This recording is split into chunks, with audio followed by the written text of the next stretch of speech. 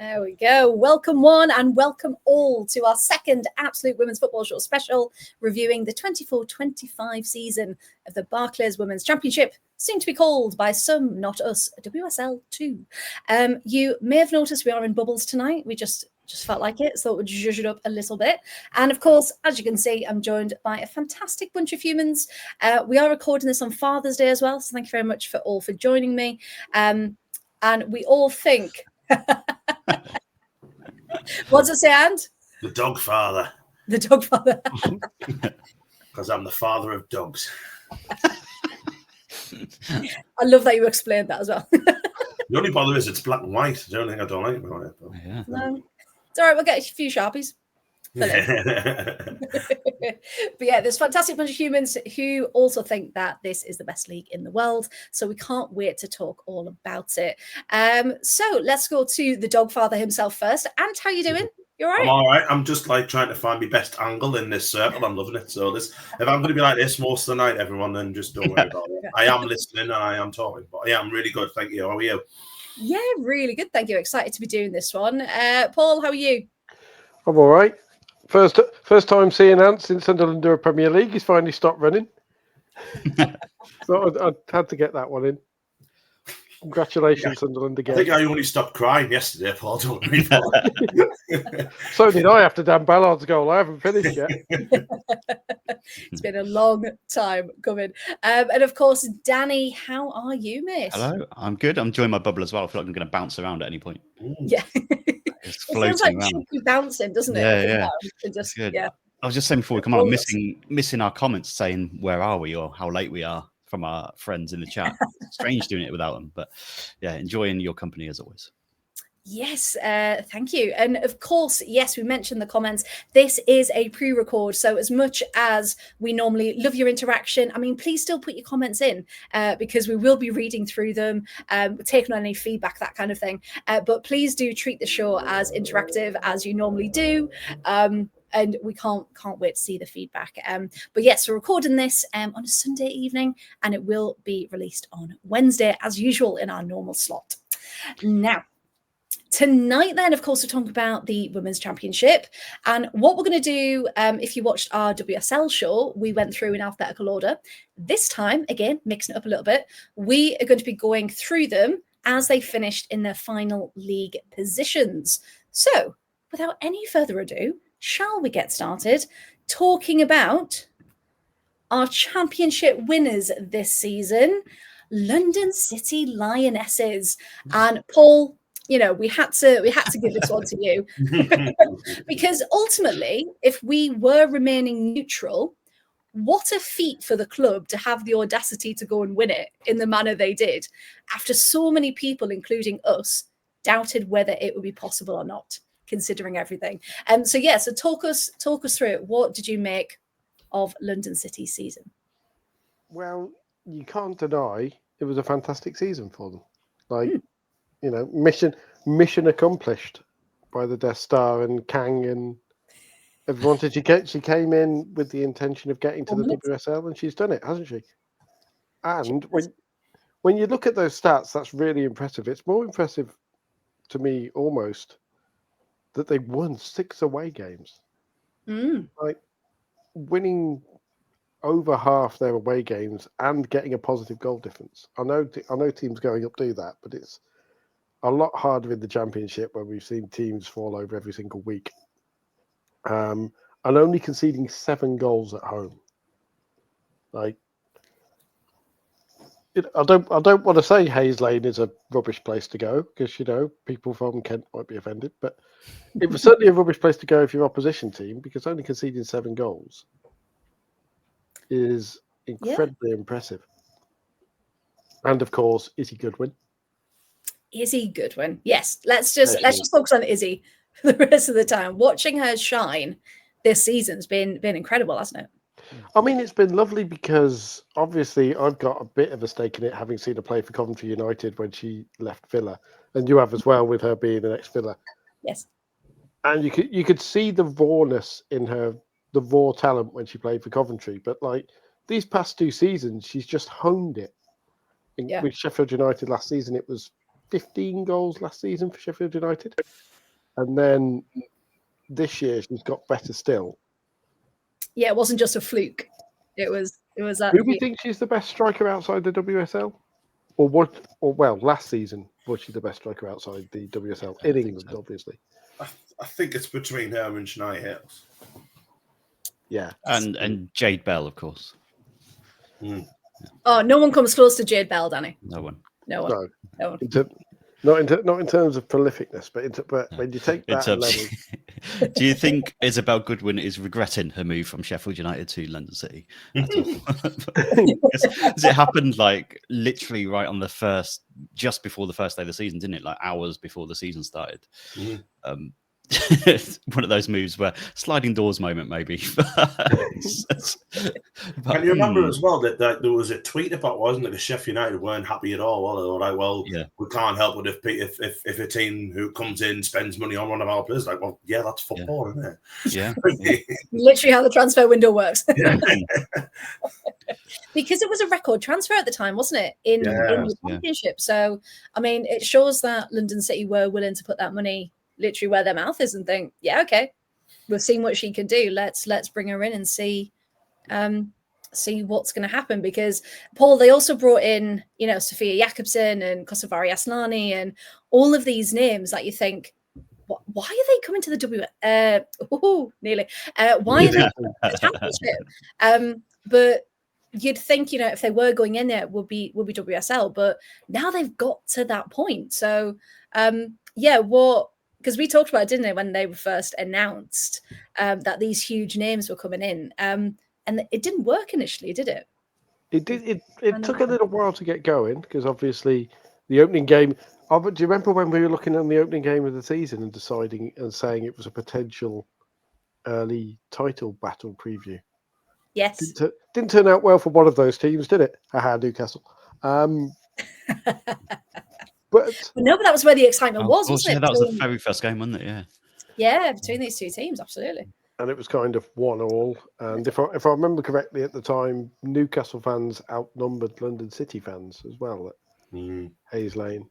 They've got great travelling support. Can't knock the mags for that. Like, as long as we can knock them for everything else with two Sunderland fans in here, but yeah, they kind of started a bit slow, and there were a few. Oh, they're gelling all these players in, and you can't just buy success. Yeah. And then Izzy Goodwin started scoring, basically. 16 goals is one every 1.2 games or something. And,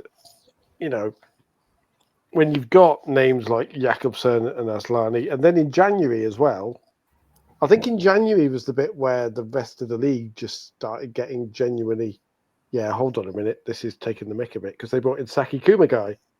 Yes. Who's, casually won the Champions League 5 times playing for Lyon. Yeah. And decided to swap Rome for Bromley because clearly she's a big fan of post-industrial hellholes. They do put around the postcards. That's what they put on the postcards. Postcards. Wish you were here. Wish I was somewhere else. Post-industrial hellhole. The one and only. I'm trying to be charitable here because you're doing really well, to be fair. There's clearly no other reason that she could have left the eternal city of Rome, one of the most beautiful cities in the world, for Bromley halfway through the season. It's definitely the project that London City are putting together, and the chance to play in amazing places like Leyland. And trying to think of other grounds. I can't take the mickey out of grounds now because most of them play at their home grounds. But I think when that happened, when Saki Kumagai came in, everyone was just like, yeah, Michelle Kang has just decided she's just going to suffocate the rest of the league with money. And it still very nearly didn't work as well, because that last game of the season was an amazing finale between Birmingham City and London City. And, at 2-0 up, you thought, oh, London City are going through. And then Birmingham pull it back to 2-2. And we're one deflection off someone's backside Would have been very ironic if it was Sakakuma guys from London City staying down. So, which would have been interesting because it would have been. I don't think the likes of Jakobsen and Aslani would have stayed. I think they've kind of turned up with the assumption that we are here to get to the WSL, so we can play in the WSL potentially. Yeah, that's our goal. That's the one reason we're here, in order to get into those upper echelons. Yeah, absolutely. And how do you think? Because again, the team that we see now, they've also let quite a lot of players go as well, so they're clearly rebuilding for the WSL. Paul, do you think it's going to be another case of Michelle Kang will buy who she wants, and she'll be going for that title next season? Because it can't work 2 years in a row, right? Firstly, I think that I know there's no sentimentality in football, but the week after the end of the season, saying to Shani Boyk-Lorca, who scored, was your second top scorer and scored the goal that eventually got you into the WSL. Yeah. See ya. You're not good enough. You've got us there, but you know.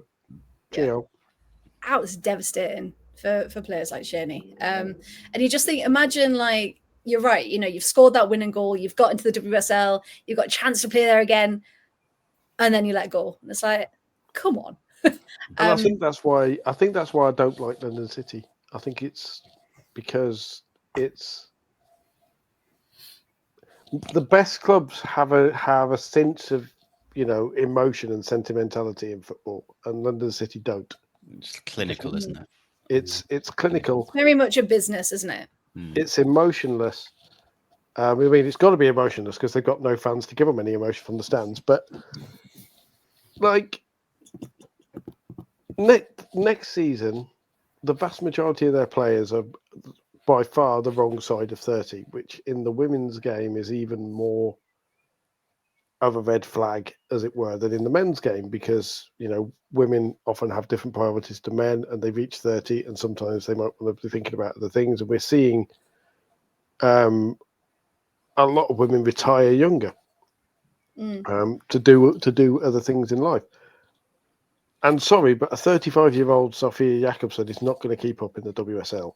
She'll do okay, but she's going to get eaten alive by certain teams because it's a completely different ball game. Yeah. And being, and it wasn't even as if they, it was a close race on the last day, wasn't it, as to who was going up. So if we can say, the Storm, the championship, and they're going to give it a good shot in the WSL as well. But it's the fact that it was just, wasn't it? They just got it over Birmingham City.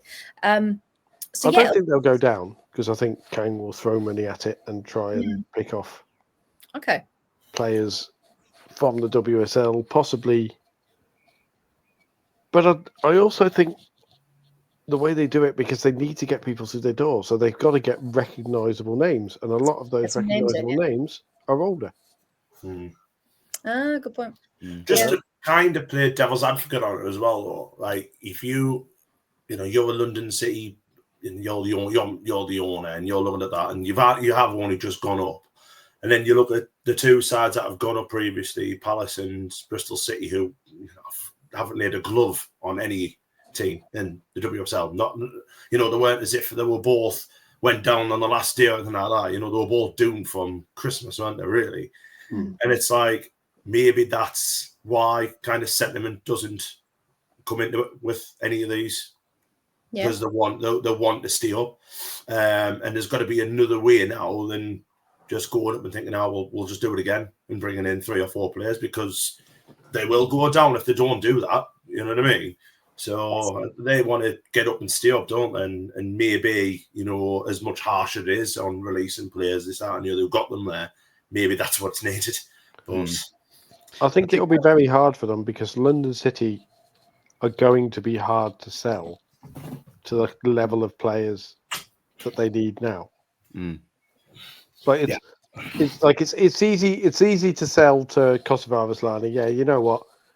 Come and have a year where you'll barely have to play out of 4th gear realistically, and you'll get paid a ridiculous amount of money, and then you can have a swan song in the WSL. Yeah, but they can't go to someone like Beth Mead and go, "Here you go. How much you want, Beth?" Because Beth will go, "Well, I'm getting that from Arsenal." Yeah. Yeah. And the problem being is as well, they've got so many London clubs. You look at West Ham, Tottenham, Chelsea, Arsenal. So they've got to have something else, haven't they? They've got to have a unique selling point. It can't just be money. They haven't got things. They haven't got things like a stadium and things either yet, have they? Exactly. Yeah. I think it's good for the championship as well, though, that they're gone. I agree. Like, we were having such a nice time the season before last, weren't we? With the about 5 or 6 teams title race.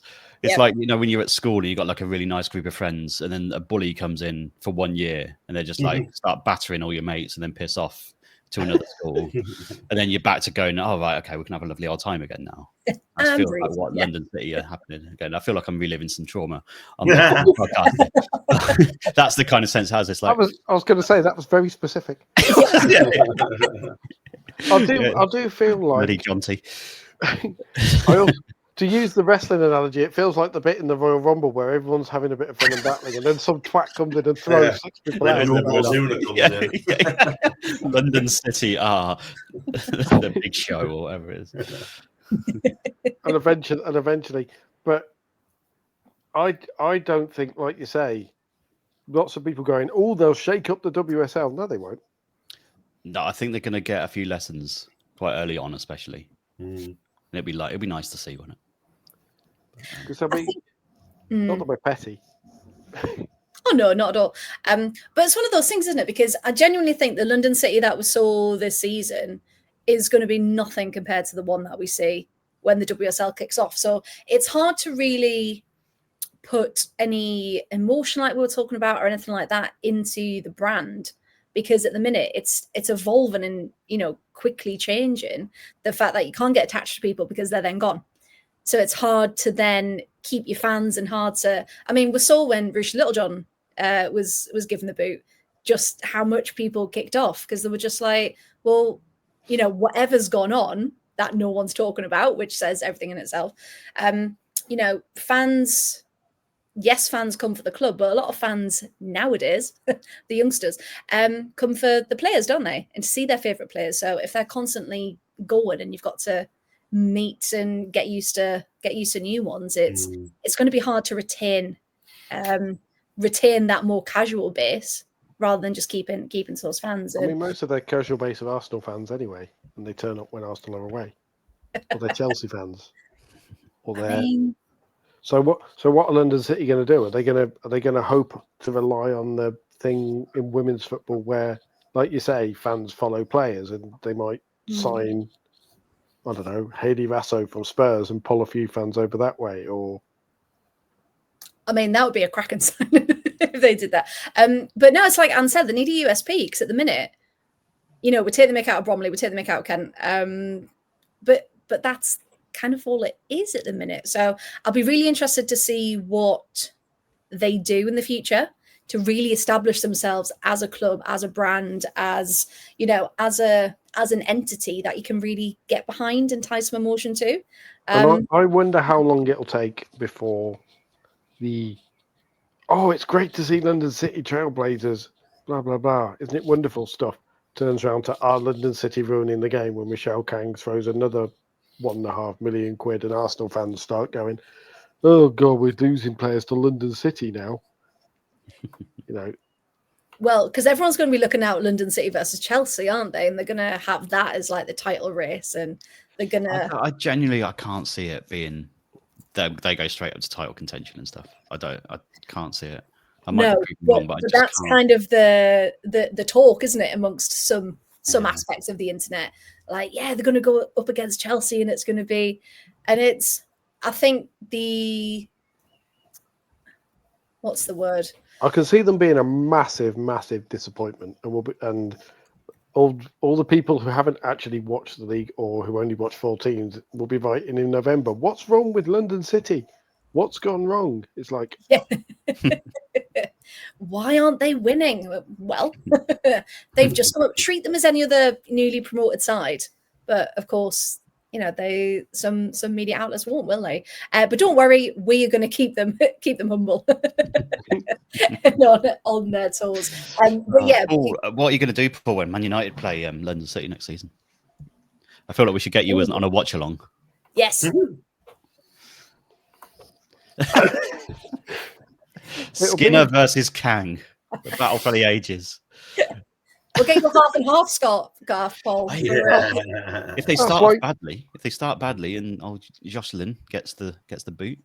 Imagine Skinner gets the call. if Skinner gets signed to London City, that's the perfect mix of team and manager, because just both massively unlikable people who think too much of themselves.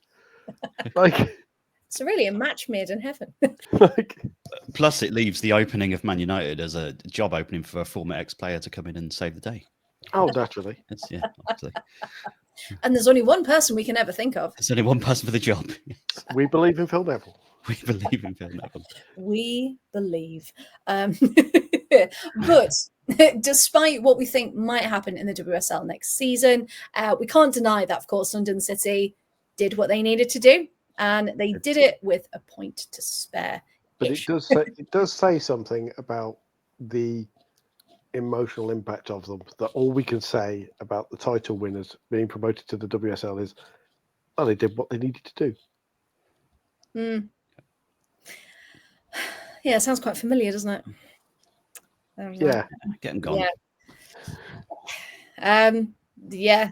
Hey, they ground out a win. They did what they needed to do. But yeah, hey, it was enough. And looking at the stats, like we said, is impressive considering, where they were last season before, and how far they've come. So it shows you money does make the difference in that sense. But how far will it take them, of course? Right. Any last bits on London City, or shall we leave them there? We'll leave them there. Leave them there. We'll leave them there. Kang can just go back to her lair and start planning what she does for the summer. With a dramatic cloak sweep as she leaves. Perfection. No capes. No capes. Edna Moore just comes out on the sidelines on the first day of the season. No capes. Michelle, I've told you. Now, on to another very impressive team this season, and I'm going to talk about them. Birmingham City are runners-up, who, of course, pushed London City right until the final day. And I remember we were all talking about it all season, weren't we? We thought they would genuinely be the ones to win it, and it was gutting on the final day when they just couldn't do enough. Now, new manager, of course, this season, Amy Merrick. She signed last April, and the Blue Noses started strong. Unfortunately, with a 5-0 win over Sunderland. I remember trying to... that was, by the way. Yeah, we'll forget that one, shall we? But it was good for them, I suppose. I was there in the press box for that one, tried to stay impartial. It was very hard. Very hard to do it. But you could tell this was a team that wanted to win and wanted to keep striving for better. And after finishing 5th last season, you could see they wanted to start strong, start with a bang. But what's really stood out to me is, looking through all their stats and what happened, they don't have that prolific standout striker. So we can see there, Simone McGill, 5 goals, where, you've got your Shania Hales, you've got your Izzy Goodwins that are on 15, 16 goals.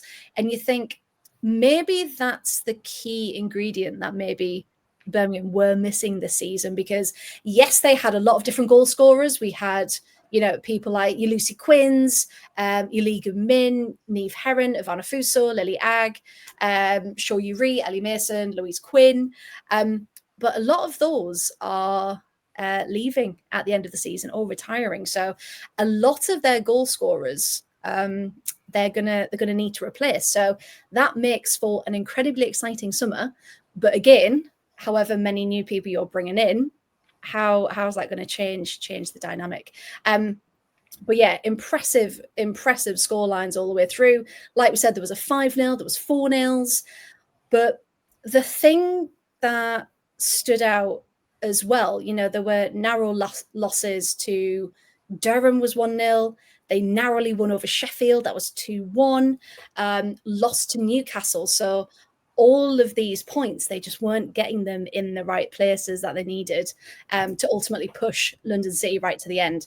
But I will say, though, I've talked about a lot of players there, but goalkeeper Adriana Franch came in, didn't she? Emily Van Egmond, immediate impact. And we saw just how much, yes, an impact, but the strength and the quality they brought in. They also conceded 4 less this season. I do think Franch was a lot to do with that as well. And they scored 1 more goal. So there you go. From last season as well. They've got Ava Baker, young striker there, who's currently repping the under-19s. Match day 1 of the under-19s Euros was on earlier as well, and England won, so yay. And yeah, they've got a lot of potential in that squad, and we saw they've got the quality to really push through. And I just think, they've been plagued by injury. Lily Agg did her ACL, didn't she? That was a massive player out. Lucy Quinn was out for quite a long time. I just think the club are doing the right things. Has anyone seen they're going to be doing a sports quarter as well? Yes, yeah. Developing it. That looks insane if they, that funding comes through. Surrounded by bins, but rubbish. Oh yeah. But hey, the graphics look good. So if it looks like the graphics, that'd be great. Yeah. But yeah, I think the club are doing the right things, and we're going to talk about other clubs later on that are definitely not doing the right things by their women's team. But there was so much potential there to grow, and I think this would have definitely lit a fire under them, because you look at those stats. You've got 6 wins at home, 6 away. You've scored 20 at home. Like, all of these things are incredibly impressive, but they haven't had the money that London City had coming into it. So hopefully with the club investing, then this is a really good starting point, a good foundation for next season. Because Merrick's, I quite like what she says. She always says, believe in yourself and trust the process. And I think that's what Birmingham have got to do, because I think they're definitely going to be in and amongst it next season for another title race. But yeah, I mean, I was, still devastated that they didn't actually go through, because we all said, didn't we? That's kind of the team you'd want to go up. Yeah. Regardless of managers. Yeah, I thought the first few weeks of the season they were going to go up. But you've hit the nail on the head. The one thing that stopped them from going up, you look at the top scorer in getting 5 goals. You get a striker who gets 10, 12 goals, they go up. Because then draws that they drew, and the losses probably turn themselves. The draws probably turn themselves into wins, especially the away ones. Maybe one loss turns into a draw or whatever, and that's all it would have took. So that's what they need next year. I think what's good for them next year is you got people who might be slightly worried that the men's team the owners will focus on the men's team because they're in the championship. But Birmingham's men have got a side that I don't think will get relegated from the championship anyway at the moment. I thought they invested into a very good, one of the best League One teams there is, but it's also a half-decent championship team, so it depends what they're looking at. But if they're looking just to stay up, they're going to afford to put more money into the women. And for me, barring anyone signing, magnificent players, I think Birmingham, if they can keep the likes of Neve Herron and all the young players there, and just bring in 3 or 4, seasoned players, I think they'll be favourites next year. I thought they had an excellent season, to be fair. Yeah. I've been so impressed with Amy Merricks as well. The way she, in her first season, to take them to within a point of the Super League, the way that she carries herself, the way she talks, she seems like such an intelligent person. She's still quite young as well. She's still developing a bit, but you can tell she's got that background. She had a bit of tutelage under Hope Powell as well, didn't she, at Brighton? So she's got that. I mean, what a start to your career that is, to get that knowledge in you. Super impressed with what she's done, and if they can hold on to her as well, that's almost as good as a new signing as well, because I think she's fantastic. I think she's going to be, and that's another part of the reason why you wanted them to go up on the last day, because she's been so good. And you want people like that to succeed, don't you? At the end of the day. 100%. Yeah, she actually signed April last year, and she signed a 3-year contract. Yeah. So, hopefully no one else is trying to poach her. As she says, because she is doing an incredible job. And you just think compared to Jocelyn from London City, you never really hear about him, do you? And some managers you just don't really hear about. But I don't know if it's because Merrick's being the way she is quite, strong-minded, isn't she? So her voice does get across, and we know much more about her than a lot of the other Jocelyn managers. is kept in a cupboard next to Kang's lair. That's why. She just keeps him, lets him out on match days. He's actually a Do your droid. job. Back you go. Yes. Be like Mr. Smithers. Jocelyn, who's that guest about? Jocelyn, eh? Yeah. What about drones from Sector 7G? Send her yet again, Jocelyn. Come forward. Oh, I love it. But yeah, if this season says anything, I can't wait to see what Birmingham do next season. Right, third place, Charlton Athletic. This one's for you, Graham. Danny, we're going to come to you because, again, another strong season for Charlton. Talk us through it, because even Ellie Brazil there with 8 goals. Very, very impressive there. So yeah, take us through it. Here we go. I'm feeling the pressure because of Graham listening as well. So Graham, I really hope I do you a good service with this. But no, really, really good season for Charlton. Always going to be difficult with the likes of London City coming in, wasn't it? And to go again after they were involved last season in right up to the end of that title race. But really good record. They started off really well. They got 4 wins from the first 4 games, had goals flying in left, right, and centre. They had a couple of games where they fought back. But they fought back from 3-1 down. At home to Sunderland, 2 goals in the last 10 minutes. Away at Newcastle as well to come back down. I think it was away. They came from 3-1 down with their 2 goals in injury time again. So they were showing a different side of themselves there. They'd started off well, fighting back from defeats. You thought, oh, they're onto something here. But they just had a couple of bit of results in the middle of the season, which rocked them. And we've said it so many times before, you have to be almost perfect to get into the top 1 or 2 of this division because of how it is. And they lost at home to Southampton and Bristol City right in the middle of the season. And it just knocked their confidence a bit, I think, and made them lose momentum. And it just meant they were playing catch up from then on in, because the second half of the season, they absolutely blitzed it. They went out the FA Cup, but then back in the league, I think it was, they didn't lose in the last 11 games of the season, which is basically half a season or just over half a season in this league. Unbeaten for the last 11 games of the season. Some really good wins along the way. Drew with London City as well, and only drew because of that mad free kick from Aslani and in injury time. Yes. So all the signs were good. They had another 2 ding-dongs, I think, with Sunderland, didn't they? They were 4-3 when they were 4-0 up at half time, weren't they? 4-0 up, and then to get it to back to 4-3.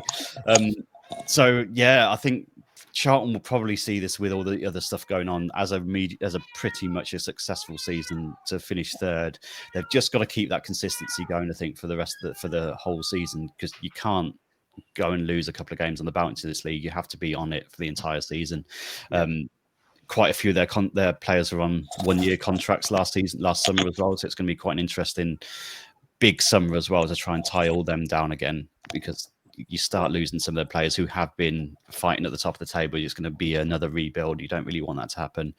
But yeah, Ellie Brazil, we've all been raving about her all season. She had a really good start to the season, started to get a little bit in and out, I think, in the middle of the season.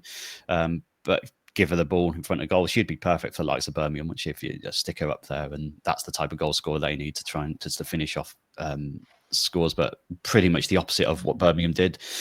They've got 3 players who have scored 8, 7, and 7. So Jodie Hutton got 7, Katie Bradley got 7, even Kaylee Barton chipping in with 4. I think she's leaving now as well. But they've spread the goals out quite a lot throughout their team.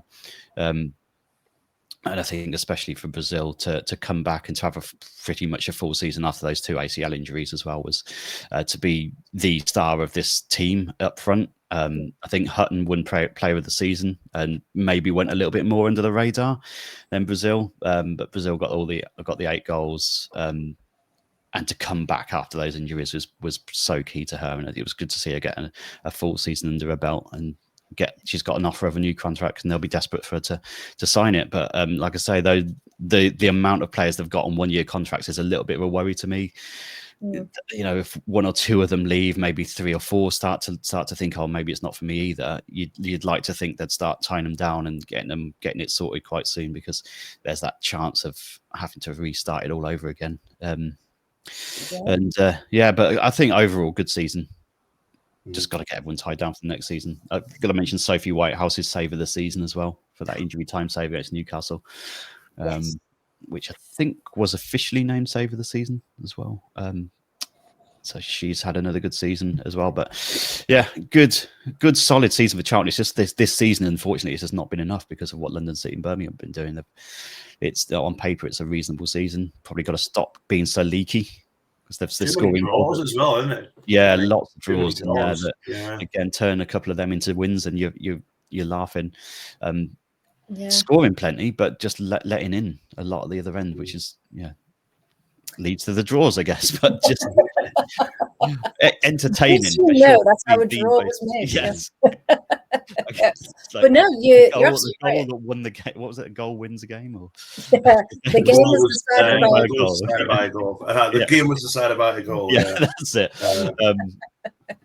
Entertain it. If you want entertainment, go to the Valley, because that was the place to be. So many ding dongs. Yes. No, absolutely. And Graham will sort us all out with tickets if we pod it out to the Valley. Yes. Yeah.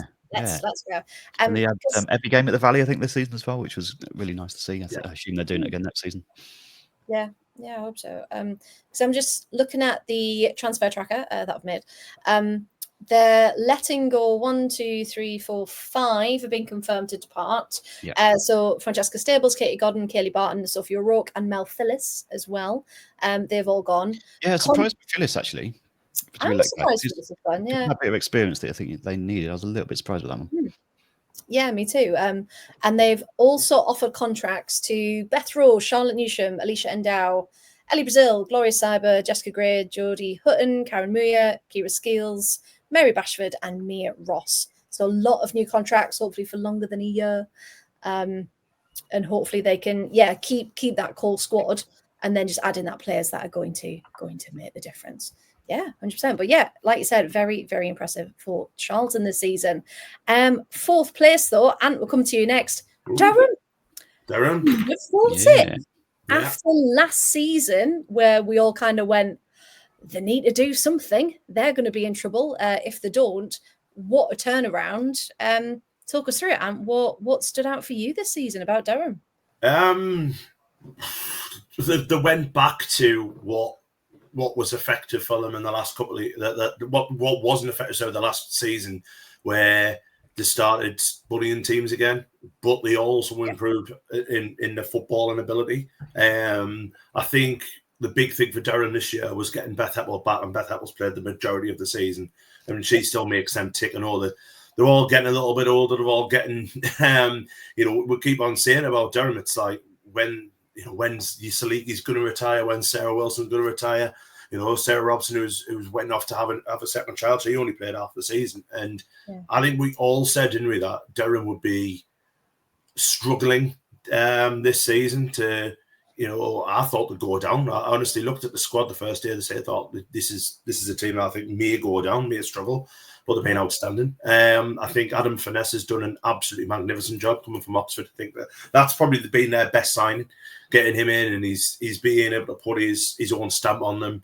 They've always had some good players, Durham. It's just been the fact that they tend to get involved in too many fights and stuff, but. What they were doing this year, they were still doing that, and obviously, trying to con refs and this, that, and the other. But I thought they were excellent, and it does actually pain us to say it, because obviously being a Sunderland fan and not being a huge fan of the people who choose to go and watch Durham on a Sunday. But no, I thought they were excellent. Top scorer Molly Lambert. How she doesn't play in the WSL is beyond me. I think she's fantastic. I've said this for years. When she was at Sunderland, I was like, she's going to be there. Obviously, getting a goal against Newcastle, getting the winner in the last minute, and then shushing the Newcastle crowd, which I thought was quite funny. But she's been outstanding. But the the problem is with Durham is consistency. They beat Newcastle twice. I think they beat London, didn't they, at home? They beat a big team away from home, and the home record was fantastic, but they lost to us twice, which has stopped them from getting any higher up. I think they struggled against Blackburn as well. So all in all, magnificent season for them. But my worry is with Durham, as it is with every year, there's not enough players coming in from their pathway to make it, to make that step up. Where you see it with Sunderland, I always compare us to Durham. You see Sunderland have got, the next players are already sitting on the bench or already have got minutes. Durham struggle with that. They've only got really Anna King, who's the sub goalkeeper, and I think a young lass came on to make a debut in the last game of the season, and the name just escaped us. I'm sorry, but what happens next season if they can't get, your Amy Claypool's on loan, which I think Amy Claypool will go to a WSL side. I would worry about them, but no, fair play to them. Fair play to them. They did magnificent on and off the pitch, because they've started up like a supporters club at one of the bars in Durham, like a watch along club to watch them, whenever they're on the on YouTube or whatever like that, which I think is amazing. To be fair, they have got some decent fans. To be fair, although the songs they sing and the wooing at the end of every song just gets on my nerves. But, the wooing. Yeah, the woo. So, say if I'm singing that, there's only one Danny Brothers walking along, singing this song, walking in a Brothers Wonderland. Woo! At the end of every song. Ric Flair, basically. Once you've heard three of them, you just get a bit bored of it, and it becomes quite annoying. But apart from that, no, listen on the pitch, off the pitch, and my personal feelings aside, magnificent season, I think. Probably the surprise of the season, because I was never expecting that, and they were in that till the third week. I was going to say it was only quite close to the end, wasn't it? Yeah, they'd only just dropped off. So fair play to them. Fair play indeed for Durham. And we're going to stick with you because our other neighbours down the road, the black and white version. Now, again, they had a lot of money coming into it. We've got to talk about Shania Hales. But, all rivalry aside, first season in the championship, 5th, not bad. Not. Looking at that squad, though, looking at that squad, and obviously they had a good January and bringing, the Freya Godfreys of this world in, and do you not think they should have finished higher? We've been speaking about Charlton, Birmingham. Yeah. Birmingham top scorer who got 5 goals. Charlton and Ellie Brazil. Ellie Brazil's a fantastic footballer, but she only got 8. Yeah. They should have done much better. Yeah, and that's my thing with Newcastle. I think they've done, and I think they've had a good season. If not, I think it's slightly underwhelming. For me, if I was in Newcastle, I'm saying that if I was in Newcastle, that would never happen. But looking on the outside, looking in, if I was a fan of, and you look at that squad that they've got, they've got, Alicia Body and that, who's a phenomenal footballer, and they brought some excellent signings in, and they've only finished 5th. I think you look at that kind of saying that's not good enough, and I think they probably agreed with that. The fact that they've released 12 players already. Well, I was gonna say that, because when we're talking about no sentimentality, they've kind of gone, actually holding on to people that got us to this point, but they can't get us any further. This is the time to.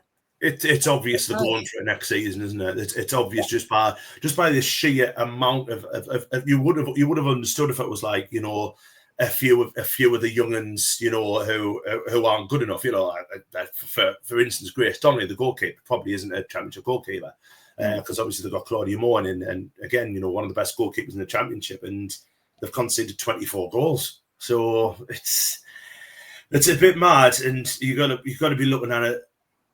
Do I think they've probably released too many? The answer is yes, because otherwise they've got to bring in 8 or 9, and them 8 or 9 have got to be excellent. Because they've let 12 go, haven't they? Yeah, they've let 12 go, and a lot of them, and you've got to remember, this is 2 years ago when they went professional. A member of Newcastle side went, this kind of forgot that Durham were already professional, and said Newcastle would be a place to come for young footballers who want to have a footballing career in the North East, and then 2 years later they release 12 players, and quite a lot of them are local. You know, your Katie Parkers, your Georgia Gibsons, you know, your Olivia Watts, you know, who are all local. Grace Donnelly's local, last Daisy Burt, you know, all these are young lasses who went there to, you know, improve their careers, everything like that, and now they've just been off you go. Which I don't know. I don't know how I feel about it, to be honest, because the North East is meant to be, you know, a place where a young footballer can thrive, and young footballers have thrived, and the next, you know, your future England internationals come to the North East. And for me, I think they're going to lose their identity a little bit, especially with, I would imagine, with some of the, you know, your hardcore fan base who have been watching them for, you know, before they were famous, basically, you know, and a lot of them fans who went up to, you know, Gosforth, where they were playing in, you know, when they were playing with a fence around the ground and everything like that. A lot of them fans, I think, are probably getting alienated by the fact that there's not many of these girls going to be local anymore. And for me, that makes a huge difference. It really does. It makes a huge difference. I always think, you look at Sunderland and you look at Durham, a lot of them players are local, and you need to still have that core kind of identity in yourself. And if they're just going to go and sign foreigners, or, you know, players from London, or this, that, and the other, I think it's a big, big risk, because they don't get what the club's about, and they don't get what the North East is about. So it's a big risk. I wouldn't have done it personally. I really wouldn't. I would never have let Katie Barton go if I was a Newcastle player. If I was a Newcastle up in Newcastle's management, the fact that she is kind of the face of Newcastle women, and they've just let it go. You know, got the goal, I got them up here, got the, you know, scored the first goal at St James's Park, and then right off you go. Which it's mad. Yeah. Mad. But hey ho. It is. It really, really is. And you know, you look at Shania Hales, and you just think, you know, 15 goals is so massive, and it was between her and Izzy Goodwin for a long time, wasn't it?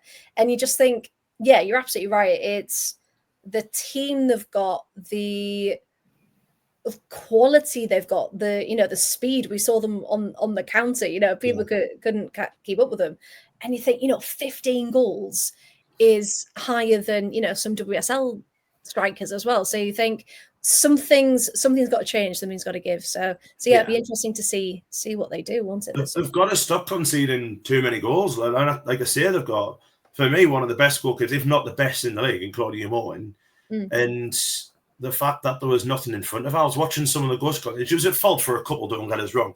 But some of the goals, she's just wide open. You know, the defence is just wide open. And obviously, Newcastle have kind of gone with that, with getting rid of Amber Keegan Stubbs and everything like that. But we have got to, that's the big place where they've got to improve. They've got to be less leaky at the back, because they're all right going forward. You know, they've scored 38 goals last season. That's not bad, is it? And obviously, Shania Hale's getting 15 of them, but there's still 23 goals they found from somewhere. You know, your Beth Lumsdens of this world, and, you know, she popped up with a few goals, didn't she? And I think Fred Godfrey got a couple towards the end of the season, didn't she? So, yeah, it'd be interesting that for them.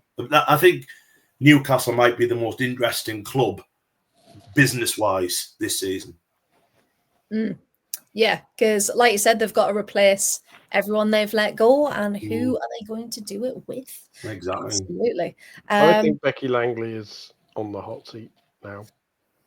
Do you think maybe she's taken them as far as she can? Do you think, Paul? I don't know, because I can't. You know, I wouldn't.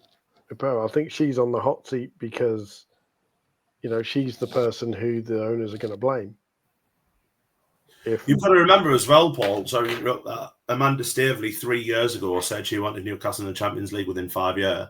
That means they've got to get promoted next season, and then the season after finish in the Champions League positions ahead of massively established teams like, you know, Manchester United, Chelsea, Arsenal. It's not going to happen, is it? It's not going to happen now. And who are they going to play?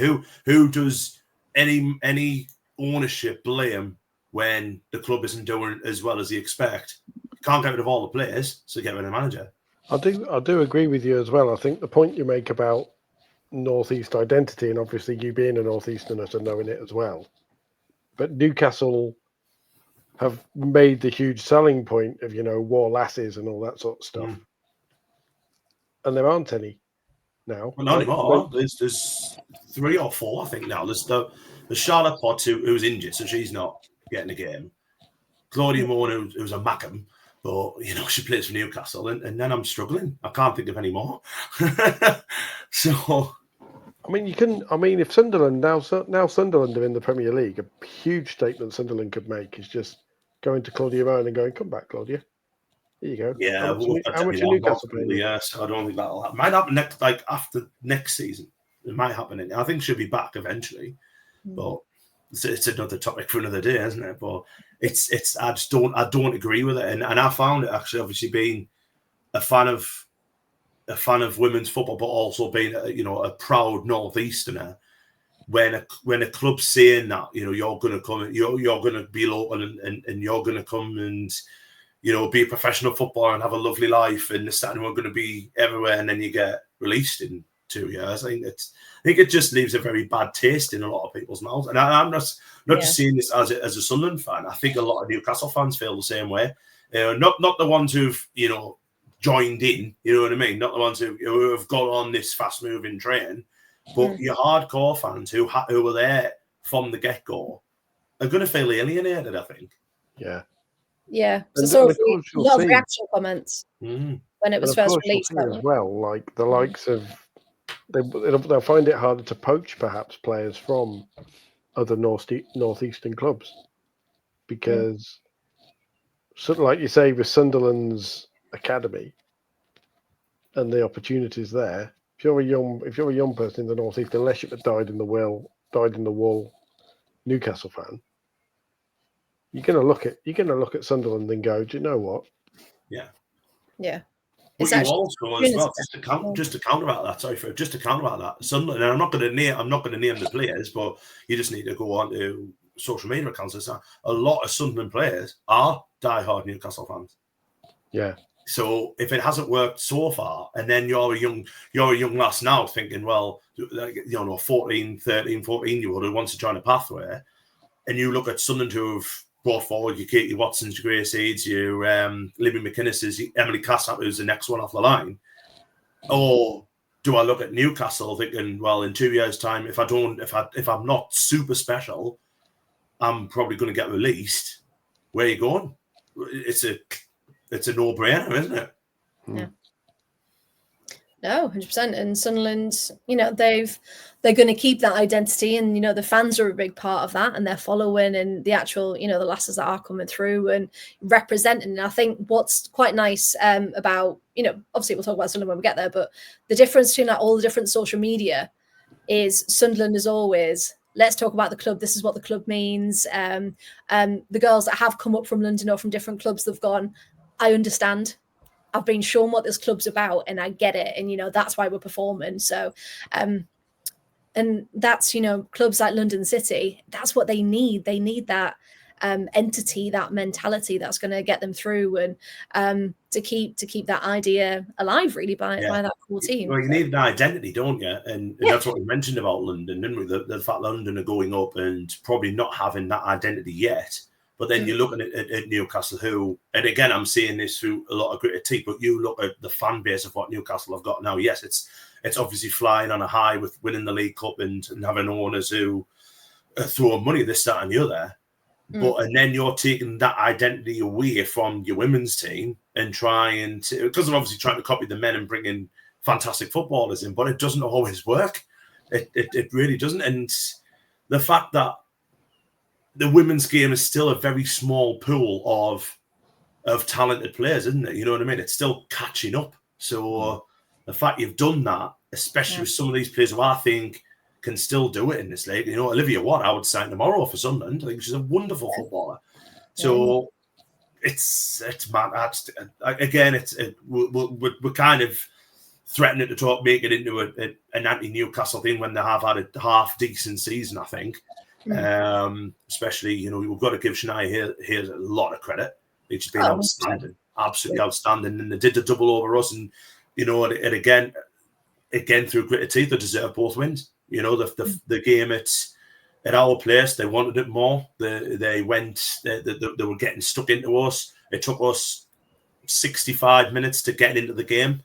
And then anything could have happened once we scored. I think we probably should have pushed on and got another, but it's in James's Park. I think Newcastle dominated the game, and Sunderland tried to do the counter attack with Katie Watson trying to break away, but we couldn't quite do it. And the game was threatening to peter out into a very dull 0-0 draw. And that special player on the pitch who would come on, Shania Ayers, came on and scored the goal. I mean, I think, but apart from that, getting a double over us, but then they lost twice to Durham.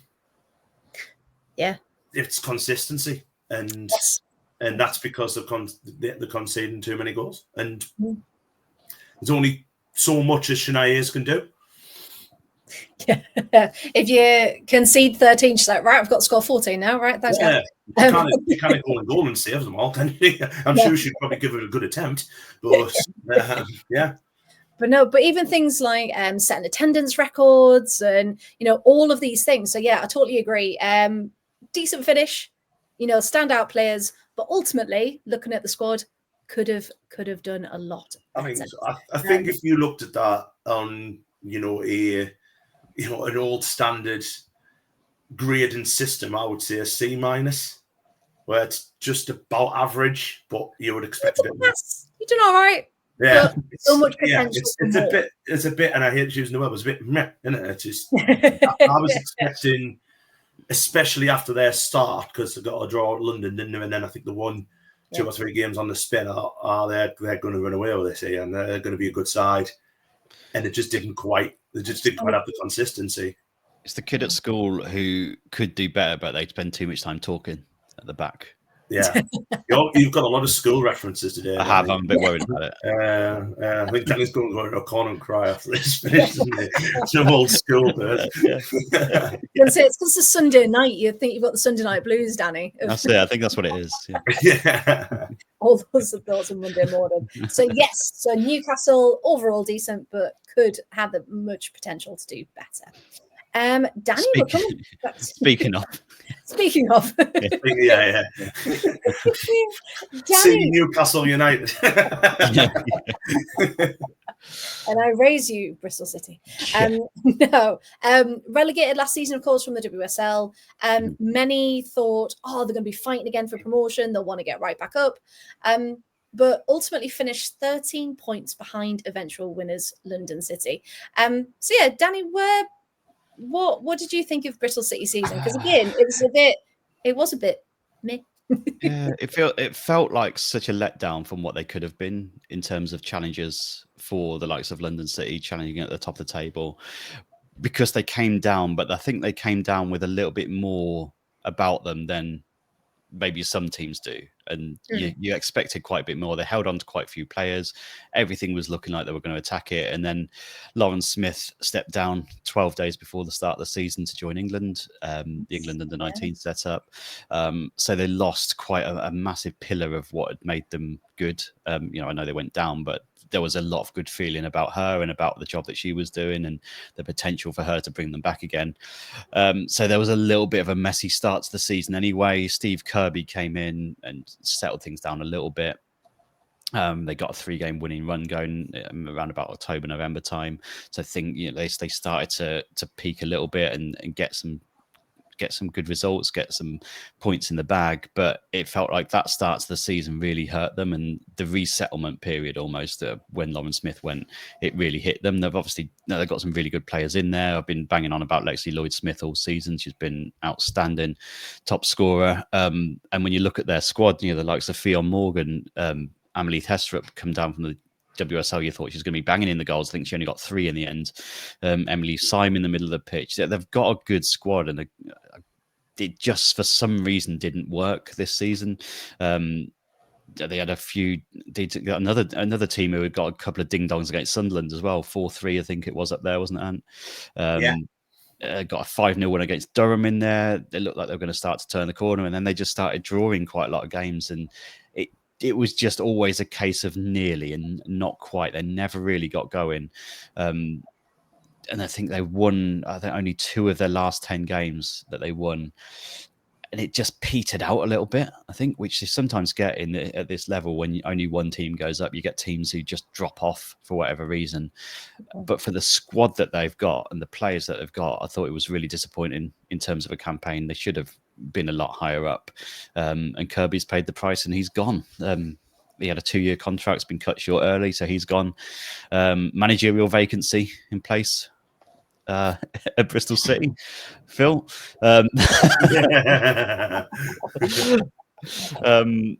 They've got Jessie Woolley, Jasmine Bull, Amelie Tesfaye herself. They're all going at the end of the contracts. And I think the big thing for them is going to be the negotiations that they've got, because they've got the likes of Fran Bentley, the likes of Jamie Lee Napier, Emily Syme, Fionn Morgan, all out of contract. They negotiate their new deals. Whether that can be done without a new manager, I'm not sure. Whoever it comes in might play a major impact on that. So they're in a bit of a not sure what's going to happen with them position next season with Bristol City. It could go either way, depending on the appointment. I think it's a massive appointment because I think they've got to get whoever it is in early to get this squad together, because it's a really, really talented squad. They're full of pace, they're full of power, they score goals, everything's there for them. They've just got to get somebody in who's going to get it together and get all these players signed up, because if they lose them, again, it's a similar kind of case to Charlton, that it may go the other way and they may start to struggle. Yeah, it's disappointing from them this season. I want to see them more, because you look at them, you look at how they played in the WSL, and you thought, actually, they could cause a lot of teams a lot of damage, and they're going to be quite exciting to watch, which they were at times, just not quite enough for me. I think the home form's fine, isn't it? I mean, yeah, definitely. But it's away form, isn't it? 18 goals conceded away from home. I mean, yeah, it's what, 9 games away, don't you play? Yeah, it's on average two goals a game. Yeah. When you look at it being 6 at home as well, when you look at that, dramatic turnaround away from home, that's what did it for them, really. And it makes you think, what maybe is it about going away? Is it something in the setup? Is it something in the squad, that mentality? And obviously losing a manager, you're right, players coming in, they'll want to see someone there, what their future is going to look like before committing. So yes, that could be a massive barrier, can't it? Because Bristol, ultimately, we saw that they were fighting in the WSL for their players. It wasn't as if they rolled over and let it happen. So I remember Villa just beat them away at Ashton Gate. And they're a team that can compete at the highest level. So it was. And I think Lauren Smith had a lot to do with that as well, about the good feeling around it. Like I said earlier, she was heading it up, and it felt like as soon as she left, I think if she'd have left earlier in the summer, they might have had a little bit more time to get the new identity in and to really get that process. But it felt like really rushed, and the appointment felt like, we've got to do it now. We've got to do it for September. We've got to get going, and it just didn't work. But we can't move on either without mentioning the transfer announcement video of Malika Mina in January. The Traitors announcement video, which was Susan Perb, I have to say. Brilliant. Brilliant video. 10 out of 10. If that media marketing aspect could just get channeled into the squad, In fact, they can all wear cloaks next season, can't they? Yes. They should just, when they do their goal gifts, just spell their names wrong on their board. Yeah. I mean, to be honest, they could do with like crossover signing, because I'm just watching Soccer Aid. Diamond from Gladiator is a heck of a player. Get her in there. She really is. She plays semi-pro or something as well. She looks like she can do a job. Yeah, definitely. Yeah. Get her signed up, Diamond, if you're watching. We have a vacancy. You know what? I guarantee Kang's watching somewhere. Like, just you. I'm here. Well, they've got to get people into Hayes Lane somewhere. If they go, come and watch a Gladiator play football. Has she got Diamond on her back? Because her name's Levi Sheldon, isn't it? Has she got Sheldon, or is it Diamond? I can't see, because it looks like she's just got Diamond. Yeah. On her back as well, because they've got to keep kayfabe. Yeah, that could be their USP. They've got a gladiator. That could be their gladiators. Well, they've got to get people in there somewhere, and not to reduce things, but Diamond is very popular with the dads, shall we say? Very much a reason for the dads to watch Gladiators. I'm pretty sure a lot of the mums do as well. Oh yeah. I was meanwhile, Kang's been looking for more experience. She's gone for lightning. No, she's gone for a bit of steel in the midfield, so she's gone for fury, just to change position. Oh, so many gladiator. Saber for the promotional posters. Yeah. Just very quickly as well on Bristol City, you've got to be looking at like Palace as well. When Palace are coming down now, and you're looking at how I would say bad, because it was probably a bad. Yeah, I would say that's a bad season for Bristol City. And the fact that obviously this season we've had a special kind of season with London and doing what London did. But you're looking at 4 or 5 sides now who are established in the Championship. You know, I probably would include Sunderland now. We got like us, Durham, Birmingham, who you think will be favourites to go up. And Palace have got to look at Bristol City and I think we've got to get this like bang on, you know, otherwise if they're going to finish in the 6th, and it just goes to show as well how much that this league has improved over the last 2 or 3 years. Because anyone who kind of looked at that last year before the ball was kicked and Newcastle did what Newcastle did and London did what Newcastle did, I think everyone went Bristol City will go back up. And the finished 6th. Yeah. And Birmingham did the same the season before. They finished 5th, didn't they? So 5th, yeah. So it's not easy. It's not as easy as you think. Of just we've come down, we'll go straight back up, because there is some good sides here, and there's going to be sides who have thought it's our turn now because London aren't here. You know, that's a very good point. I'm getting excited already. By the way. Oh yeah, next season. I thought we haven't even announced our retain list yet. Now kind of way. We don't even know who we've got in. Well, that's the thing, because you know clubs like Palace have released quite a few players as well. So you never know if they haven't been picked up by WSL teams to stay up. There might be some scope there for other bigger Championship teams to maybe come in and rob some really good names to help that promotion. But just to kind of sum up what we've been saying, you know, these were the final standings, and if we look at the points between 1st and 7th, you know, it's 13 points. It's a lot. It's a lot. Whereas last year, it would be interesting. Last year one wouldn't have been 13. No, Palace to whoever finished 6th. 7th. I don't think. Yeah, but even the top 3, it's only 6 points. Like, it's still not massive, is it? But it's like you're starting to get more little groups. Yeah. Whereas last year, you're right, it was very much, it was 5 or 6 within like a point of each other, right until the very end. And as we finished, good old Bristol in 6th, and we're coming back to you because Sunderland in 7th. Again, after last year, 7th. Same points as Bristol, 30 points, but it was a bit rough results-wise, very up, very down. So yeah, kind of take us through it. What was this like for you as our resident Sunderland fan? Very much. It was very much like being on a roller coaster this season. It was a lot of downs, and a lot of ups as well. You know, we finished the season well. Won our last 2. Started the season absolutely dreadfully. Lost our first 2 with a -8 goal difference, and you were thinking then, like there'd obviously been a little bit of turnover with Claudia leaving, and we had to bring Ellen Adele in. And listen, Ellen Adele's a completely different goalkeeper to Claudia, completely different goalkeeper. And I think we were expecting. I said Ellen Adele, didn't I? Sorry, Demi Lamborn. Sorry, Sam, edit that out. Demi Lamborn coming in is a completely different. It was because I was looking at Ellen Adele on that thing.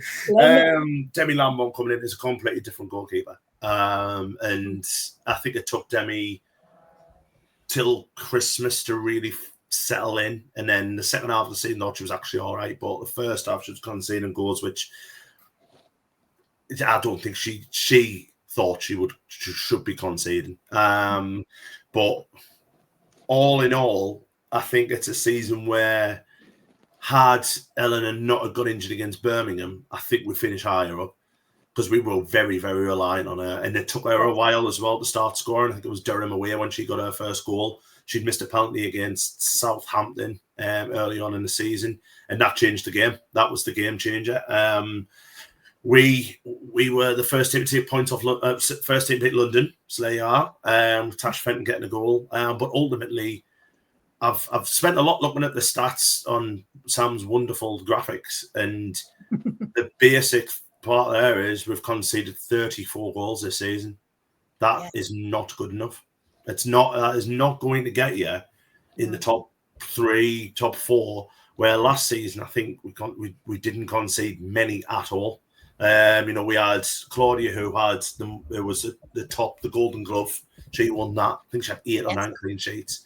And that was what we set our base on, and we were hard to score against, and we were getting, the odd goal down the bottom end, which kind of, propelled us to, at one point, we were the favourites to go up with 3 games left. We were top. It was never going to happen this season from the start. We lost to Birmingham 5-0, lost to Southampton. That was promotion gone from them 2 games. But I thought we did well to steady the ship after the Newcastle defeat, because I think a lot of fans who, I don't know, like a little bit scattergun were, as Metal took us as far as she could take us, which was a stern no from me, because she's the best coach outside of the WSL, and I will always stay that with her. Yeah. But a lot of fans were starting to turn, and it was important that we beat Durham, and we did. And obviously, I said before, Eleanor got her first goal, and then Eleanor went on a hell of a run where she was scoring goals every game. And then we've got into the quarterfinals of the FA Cup, which is going to bring a lot of money into it, from the lasses' perspective, and actually took United to. It took United a long time to kill us off. It was 2-1. We made them angry. Like, they scored straight away after we scored. But it was really good to see that. Obviously, we had a little bit of help with the draws and this, that, and the other. But you've got to beat what's in front of you. So that was good on that side of things. On league form, I do think it's poor. We finished bottom. We finished the lowest out of the 3 northeast sides. I think that needs to change next season. I think we're a little bit like Newcastle, where we need to sort of get the defence sorted out. And obviously, I said before, the retainers hasn't been announced, but we know that Amy Goddard's leaving. We'll need at least, and obviously Jessie Stapleton, who was on loan from West Ham, has gone back to West Ham. So we need at least 2 defenders. So that's where two very good centre-halves. And we need a centre-half with pace, because that's what a lot of teams found us out. They just played that long ball over the top, and we were struggling. Because Amy, with all of her attributes, pace wasn't one of them. But I think this season, seeing Libby McInnes finally get the game time she deserved, and she's flourished in it. I think she's been absolutely outstanding. Mary Corbin, who came in halfway during the season as left back, didn't put a foot wrong. Thought Gracie had a really good start of the season. And was dropped for some reason, which I don't know why. Never played a game since. But I thought she did well. Speaking of Eleanor, I thought she was excellent. Very, very good striker. We just didn't have enough players who were chipping in with those goals, like the Mary Macks and the Katie Kitchens weren't scoring as many. I think Kitch had a good season, though, don't get us wrong. But, your Jenna D, I think she only scored 1.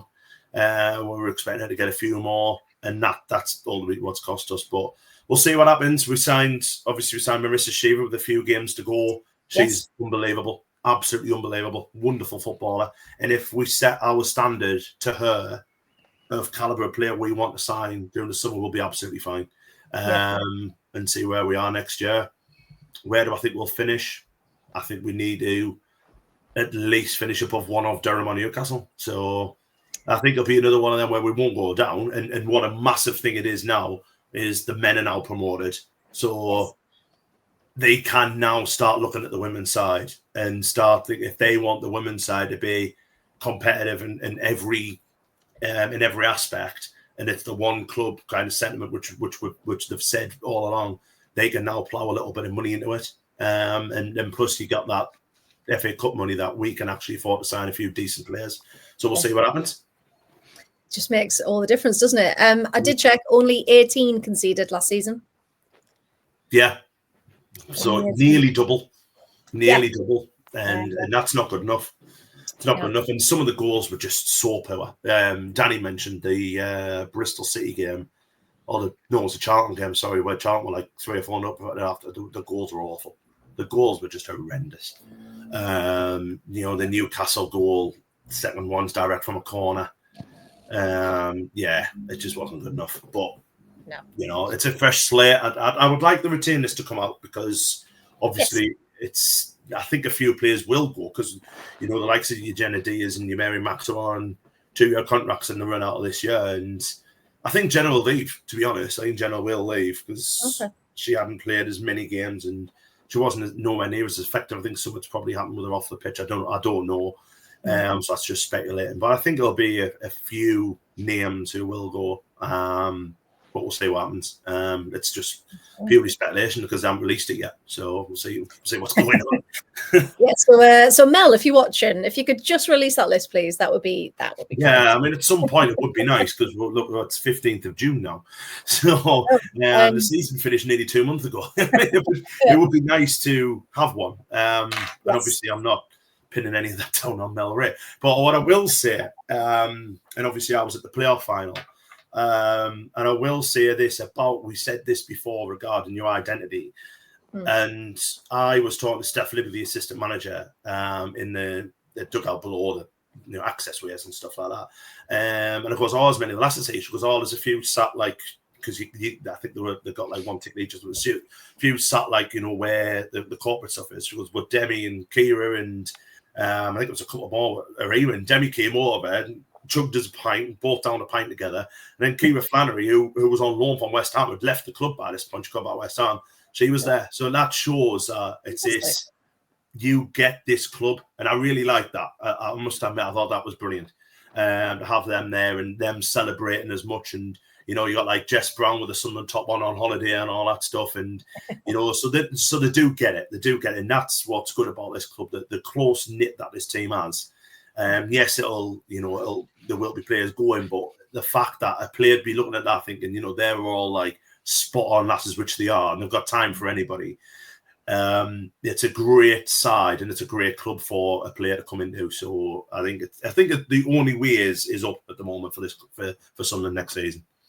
Yeah. So watch this space, and we'll be bringing you all the latest news, of course, when it does come out.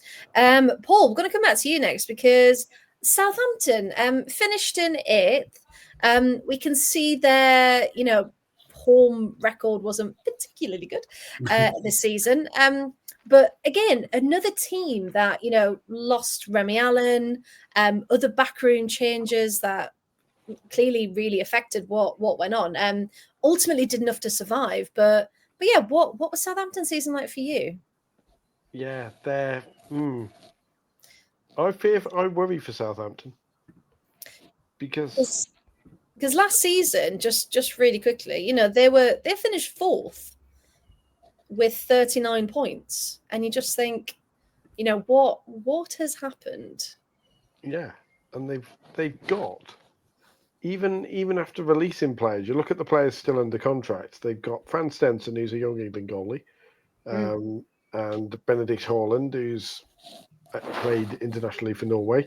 Rachel Rowe, Welsh international, very good player. Millie Mott, I know Ant sings the praises of Millie Mott as one of the best fullbacks outside the WSL, probably.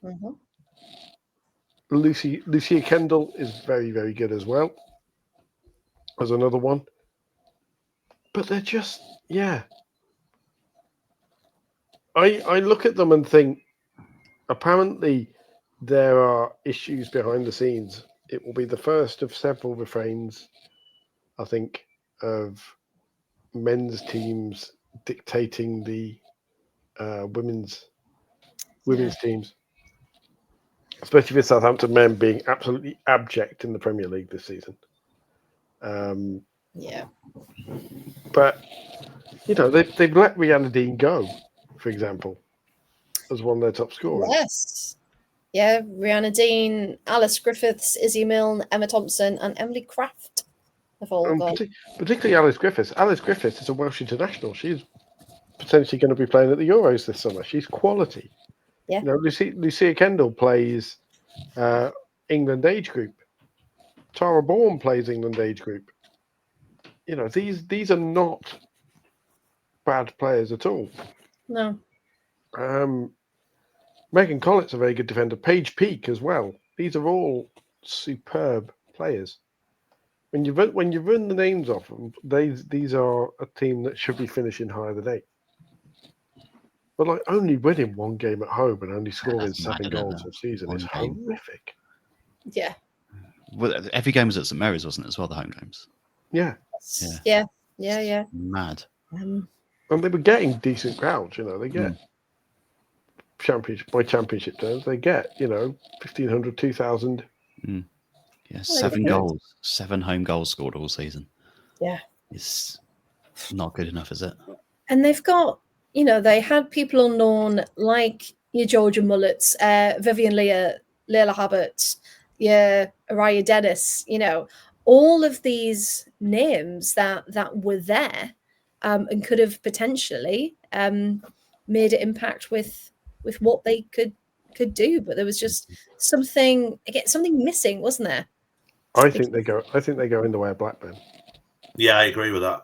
I agree with that. Something's happened, hasn't it? Because they had a good start as well. I know they beat us 3-0 second game of the season. And it looked all right. It didn't look like anything other. I think it was more the fault we were bad and then they were good. But you just mentioned before, they finished 4th last year and they were well amongst it. They were top for some point, weren't they? They were up there. And yeah, they were. Something's gone on behind the scenes that I don't think we'll ever know about, but they've just stopped playing, haven't they? The players have stopped playing. I mean, it's the way I'd heard from people who know the people who work there, and the new owners have openly said, we don't care about the women's team. Our priority is the men's getting back into the Premier League.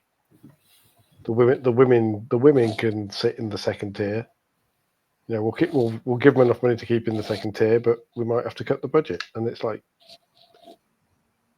they didn't even bring in a new manager.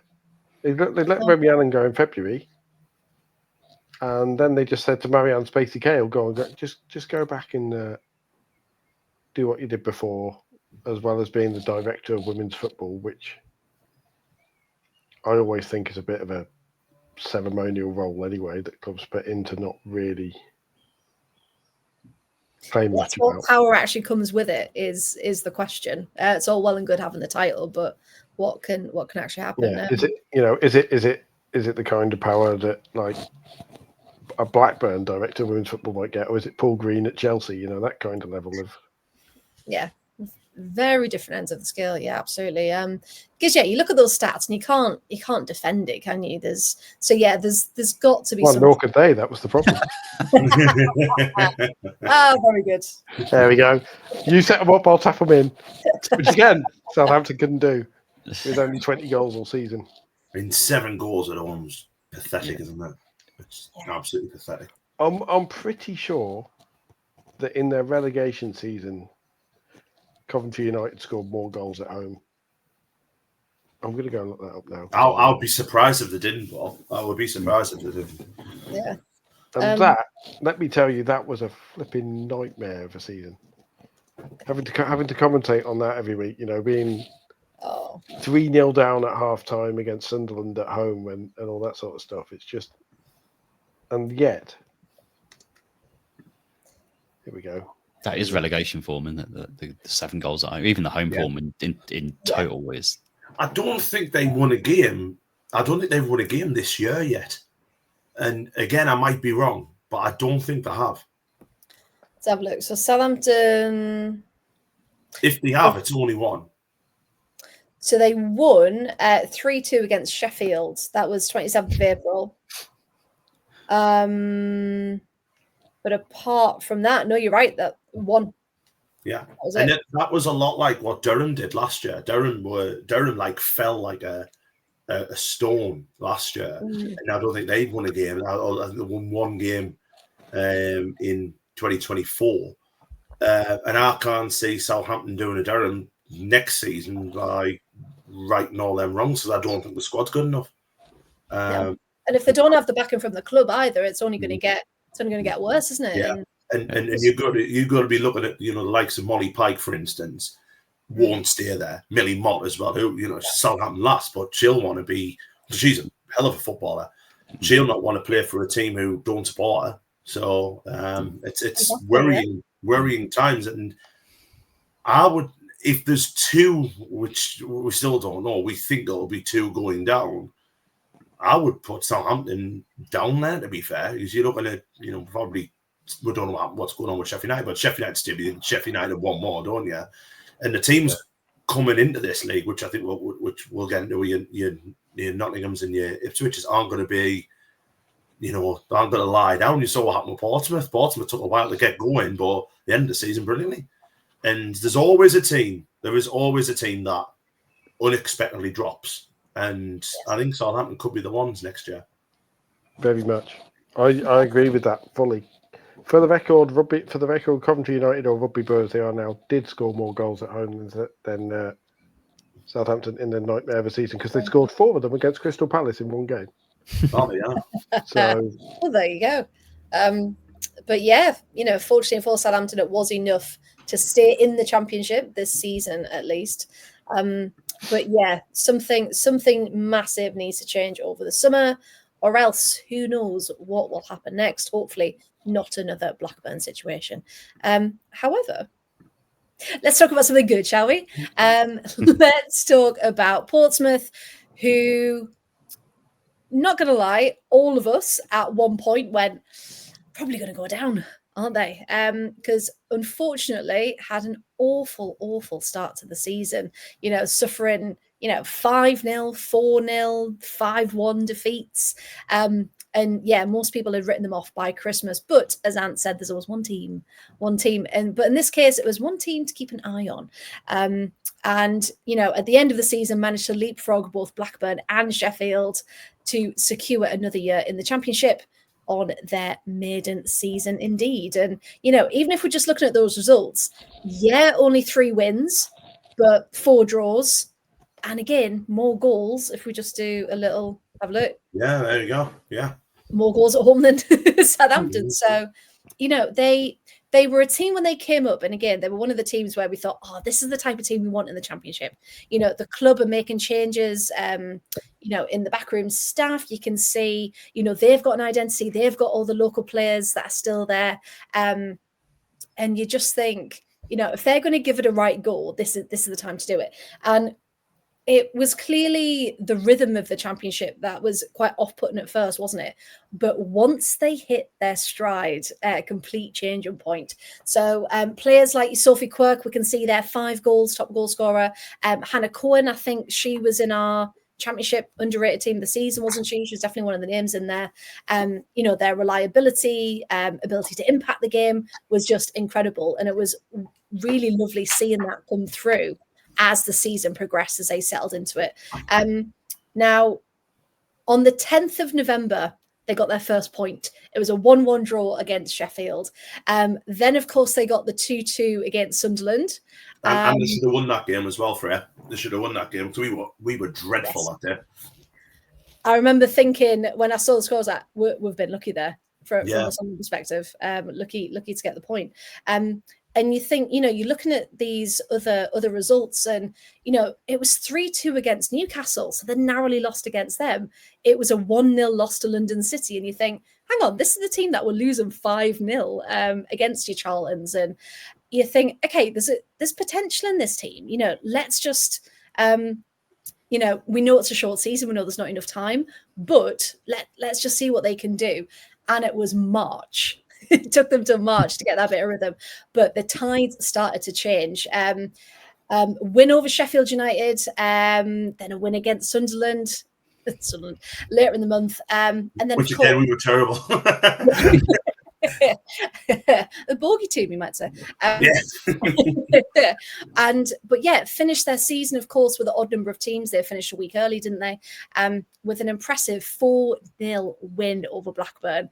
And when obviously none of us support Portsmouth, but all of us kind of went, that's how you do it. That's how you finish your season strongly and just show what you're about. You didn't give up. You kept going, you kept fighting because you knew something was going to come at some point. Did enough. Just mentioned leapfrogged Blackburn and Sheffield, and they deserve their place in the Championship for the way they played. And they've unfortunately announced Captain Hannah Horton's leaving the club, so they're going to be missing, a big presence there. But it's about making the right moves for the team, isn't it? To keep that identity and keep fighting. And it was a tough test this season. But they are scoring. They do have that. But as we can see, their goals against just need to really shore up that defence. But yeah, anyone got any other thoughts about Portsmouth? Because it was an impressive turnaround, wasn't it? Sorry, Paul. Go on. No, you go on, because you might be mentioning it. Just to point out a thing about Portsmouth, they stayed up on merit as well. Like, even if there was a two drop, which there is going to be next year, but what has always been, they still would have stayed up because they finished above Blackburn and Sheffield United. Yeah. And for me, you talk about great escapes, and I think this will go under the radar a lot because of the amount of that the Championship still doesn't get anywhere near the the press and the prestige of what it should get. But this is a side who were losing monstrously every week until November. So they were out of it. They were dead and buried by Christmas. And this is a season where if you go on one of them runs, it's difficult. But when you start badly, it's very, very difficult to get it back, especially when you're a new side. Yeah. And the fact that they've not just stopped up, but they've stopped up fairly comfortably is an absolute miracle, to be honest. And I think Jay Sadler and everyone responsible down there deserves a hell of a lot of credit. No one saw that coming. Nobody saw that coming at November time. I think we all said they're down. It's going to be. I think we were actually saying poor old Portsmouth, weren't we? Starting the other. And I remember, I remember interviewing Tash Fenton for Howie the Lasses, and they said they've got to beat somebody. And this was a week before they played us, and they nearly did. And had they done it, it would have been thoroughly deserved because they were excellent. And it was, if they keep that energy going and that belief in themselves, then you never know what could happen. And it just goes to show any team that comes into this division, your Nottinghams and Ipswich's are probably going to be more well equipped than Portsmouth were. But even if you do start badly, never give up, because no one at Portsmouth did. And that's why we're talking about them now being a Championship side again next year when they were dead and buried. So fair play to them, and for me, bar your Londons, probably the team of the season. Yeah, it's so refreshing to see him get the LMA Manager of the Year, Championship Manager of the Year. When that kind of award can usually goes to the one who gets promoted or someone who finishes first, second, third, or whatever. For them to recognise the turnaround that Jay Sadler had, I thought that was really, really important to see and really good to see that them recognising what he's done, and also the powers that be at Portsmouth as well, not to panic around Christmas time and be like, we're going down. We need someone to come in instead of the ship, kind of thing. They believed in what he was doing. They believed in his methods. They obviously has been there a while. They know what he's all about, and fair play to him to turn it around. And I thought it was really as well. Like, how easy would that have been to do that when round about the time you look at, we just mentioned Remy Allen. Remy Allen would have been available. So how you've got to give the backman staff at Portsmouth all the credit in the world for sticking with him, and he's repaired them. Absolutely, 100%. And I think managers who pull off feats like this and stick to their plan in the club that has that back in, that is so rare for a club to do that, because just to bring Villa slightly into this, DePau wasn't working. Like, that was very obvious, and quite rightly got rid of him. But we've seen so many managerial changes in the WSL this season, for example. So for a team like Portsmouth to keep their manager and go, you know what, it's not the manager, we just need to get up to speed, we just need to really keep going and keep believing, and pulled off an incredible escape. And thankfully we get to talk about them again next season as well. So well done to Jay Sadler and everyone at Pompey for that, because they were a pleasure to watch as well. When they got into their rhythm, there was some really, really nice football there. Very much a joy to watch. Right, we've got two more to talk through. 10th place now. because this is a season review and we have talked about a lot of the issues on our live pods. Paul, obviously, when we talk about it, it's not going to be easy to kind of miss it out, but we can talk about kind of key bits and the updates because now we know what has happened to the club, don't we? But let's focus on their actual performance this season first, because only 3 wins in the whole campaign. And, you know, even though they did enough to survive, ultimately, the club decided, well, they're not worth it. So yeah, Paul, can you take us through this one, please? Yeah, they were just kind of there. That's like it's a silly thing. It's a silly thing to say, but genuinely, Blackburn were just there, and they have just been there for a few seasons. Like back when I was covering Coventry United, and I remember this as well. In particular, you may as well. They seemed to basically rely on Saffron Jordan scoring. Yeah. And she was a heck of a player, she was. And could never commit to playing full time, which is why I don't think we saw more of her. And then she went, and then they had kind of a few other players who were just round the edge of things, like Tyler Toland this season. Tyler Toland is a really weird one. And the reason Tyler Toland is a very weird one is because she's one of those wonder kids who never really went anywhere. Like initially, she's only in her early. I've got to check exactly how old she is. I think she's only in her early 20s. Oh, he's left to check, right? Oh, okay. Has he gone to her house? Shall we go on to Sheffield United?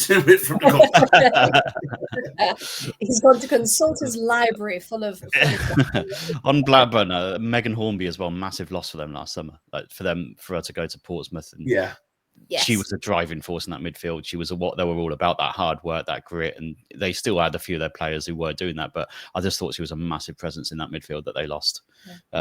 To go to ironically a team that finished above them in the end. Big loss to them.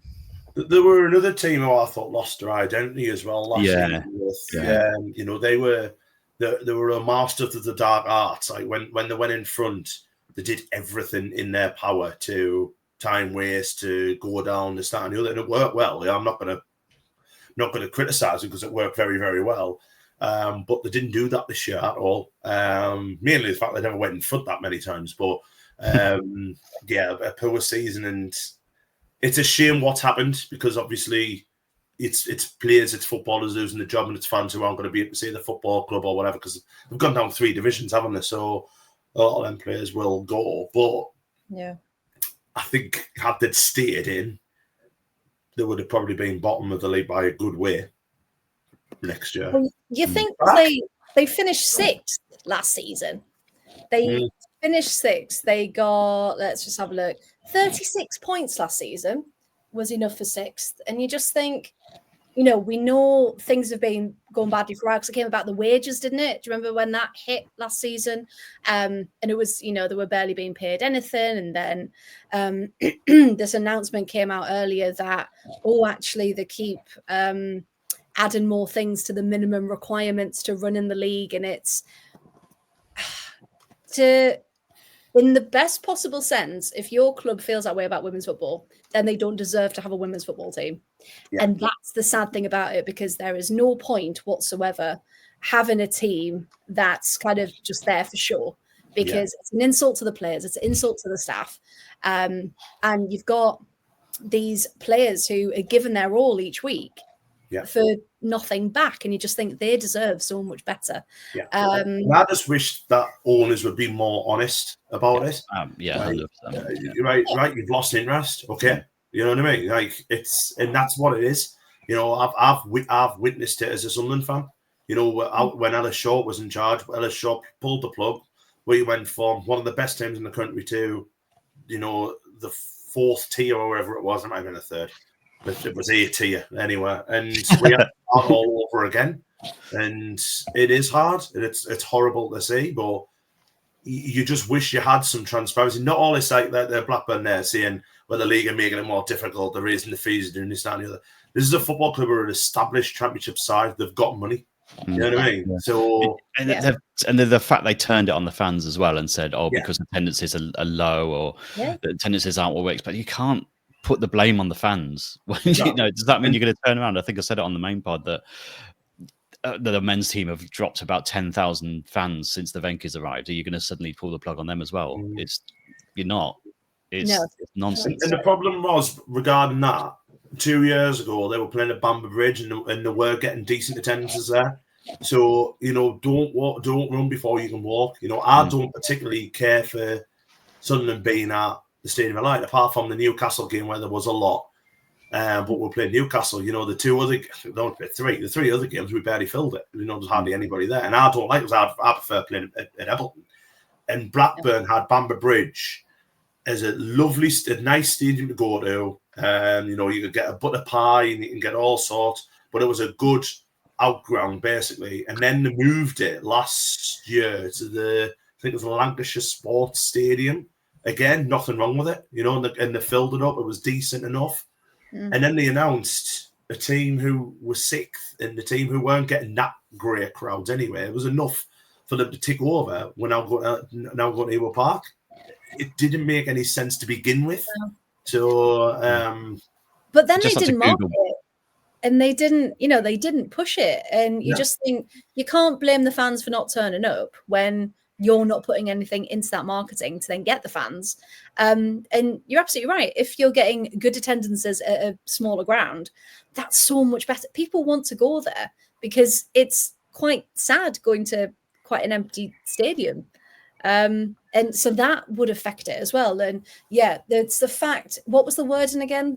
Our current financial model doesn't make it sustainable. So well, change your model then. Change the model. I mean, what makes me laugh, the worst possible thing, if you go to the Blackburn Rovers website, right, and the women's section, on the 5th of May, so maybe a month before all of this went to maybe 2 weeks, it wasn't even a month, 2 weeks or so, they've got one of those big kind of puffy slush articles where they've got a dad and daughter talking about how it's the best shared interest in the world. And the dad's a lifelong Rovers supporter, and Lily is autistic and noise sensitive, but she can come and watch the women in a welcoming environment, and it's wonderful, and all this sort of thing. And then 2 weeks later, they take that away. Yeah. So it just shows you how much they really, really do not care. And just for confirmation, so they're going to re-enter the women's football pyramid in Tier 4. So that's Division 1 North for the 25-26 season. So due to financial restraints, aka they don't want to pay the money. Because we did the work now on the main pod. I think we said it was about $250,000, 250,000 to run a decent team for a season. So it's not as if the men's team do not have that. They're just not willing to put it up to help support their women's team. Talking about the squad, there were some quality players there. I mean, Alex Brooks is a fantastic goalie. Yes. Yeah. She could be one who the likes of Sunderland could be looking at. You've got players as well. Grace Rigler's a very useful championship defender. She's had bad luck, Grace Rigler. She's been at 2 teams now that have gone bankrupt. As has Rachel Dugdale, because she was previously Rachel Newborough, and she was at Coventry United as well. So, just bad luck all around. But Chloe Williams, former Man United youth player as well. She could probably do the job. Bonnie Davis, who's a New Zealand striker. Georgia Walters, Welsh international. These are good players. Yeah, they deserve so much better. Yeah, so other championship sides are going to be looking and going, right, who can we give, a good home to, give what they deserve. Yeah, 100%. So to confirm then, Blackburn, our hearts do go out to the staff and the players and the fans. They've seen their club just completely go against what women's football is and stands for, and re-enter it Tier 4, and hopefully through the redundancies and through all of the the management that needs to go on now. We just hope that everyone gets what they want out of this. So if the players want to get to another team, and staff can, hopefully get another job, local, because then it impacts families, doesn't it? And you just think of all these things that's going to be affecting the players and staff. So yeah, hopefully it resolves and Blackburn see the error of their ways, and hopefully in a few seasons, we might see them back. But yeah, so we won't be seeing Blackburn next season. We will, however, be seeing a familiar face, because Danny, Sheffield United. I'm back. Have I been given a reprieve as well? I was going to be sacked, but I'm back. To round up, to finish the show, Sheffield United, despite only winning one game in the entire season, despite everything else that has gone wrong with the club, they have been given a bye to return next season to keep it at the 12 teams that they need, because Blackburn can't fulfill their obligations. No. So we'll talk about their season first. So played 20, won 1, drew 4, lost 15. I was going to say there's not much to talk about. Scored 12, conceded 37. Didn't go too well, did it, if I'm honest? No. And there was a lot of talk over the summer about a refresh needed, like a change needed, a reset needed. Obviously, you had all the awful headlines around Jonathan Morgan last year, end of last season. They needed something to switch and to be, let's start again. Ash Thompson's come in and taken the head coach role. There was all the murmurings about it being let's start again, but then they allowed pretty much all of their squad to leave last summer. Didn't announce the manager until about 5 months after Morgan had left to confirm Thompson in. It was all a complete mess. The first game of the season they played against Durham, with the squad hadn't really had a pre-season because they just hadn't met. So they were pretty much meeting when they come in the tunnel at Durham. That's not ideal. Izzy Goodwin been sold a few hours earlier, like we talked about earlier. All over the place to start the season. Lose their first 7 games before they beat Blackburn in October, and they didn't win since. They've picked up a few points here and there, but I mean, I was amazed actually at how long it took them to actually be confirmed to be relegated. They lost that game against Southampton, ironically, to then save Portsmouth when Portsmouth beat Blackburn. Like I said earlier, so I was just amazed that it took that long for them to be confirmed, but it was always looking on the cards, wasn't it, all season. Finished bottom of the table, 7 points, but they get to stay up. I still don't quite understand the reasoning why. I mean, it feels like there are more deserving teams that could have gone up, that are on that kind of upward feeling towards it. You've got the likes of Burnley, which would have been a complete mockery of Blackburn if Burnley had taken the place. But Burnley have got everything ready. They're prepared. They can go at it. They're in good form. Sheffield United, you just feel like, is this just going to happen again? And they're just going to be the whipping team again.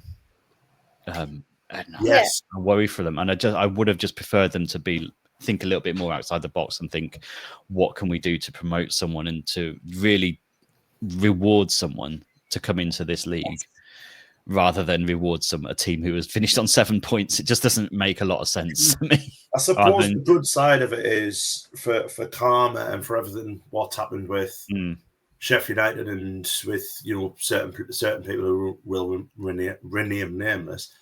Watching them getting relegated all over again next season will be quite pleasing. Possibly, yeah. Should it happen? But yeah. They did get goal of the season, though. They did. Maria did, didn't she? Yeah. Good lass as well, Maria. She's an excellent lass. She's Maltese and she speaks better English than the vast majority of us. So she's a class girl. Yeah, she's great. Problem is, she's been relegated 2 years in a row now because she was at Lewis last year and they went down. Yeah, she was. Yeah, but somebody pick her up. Sure.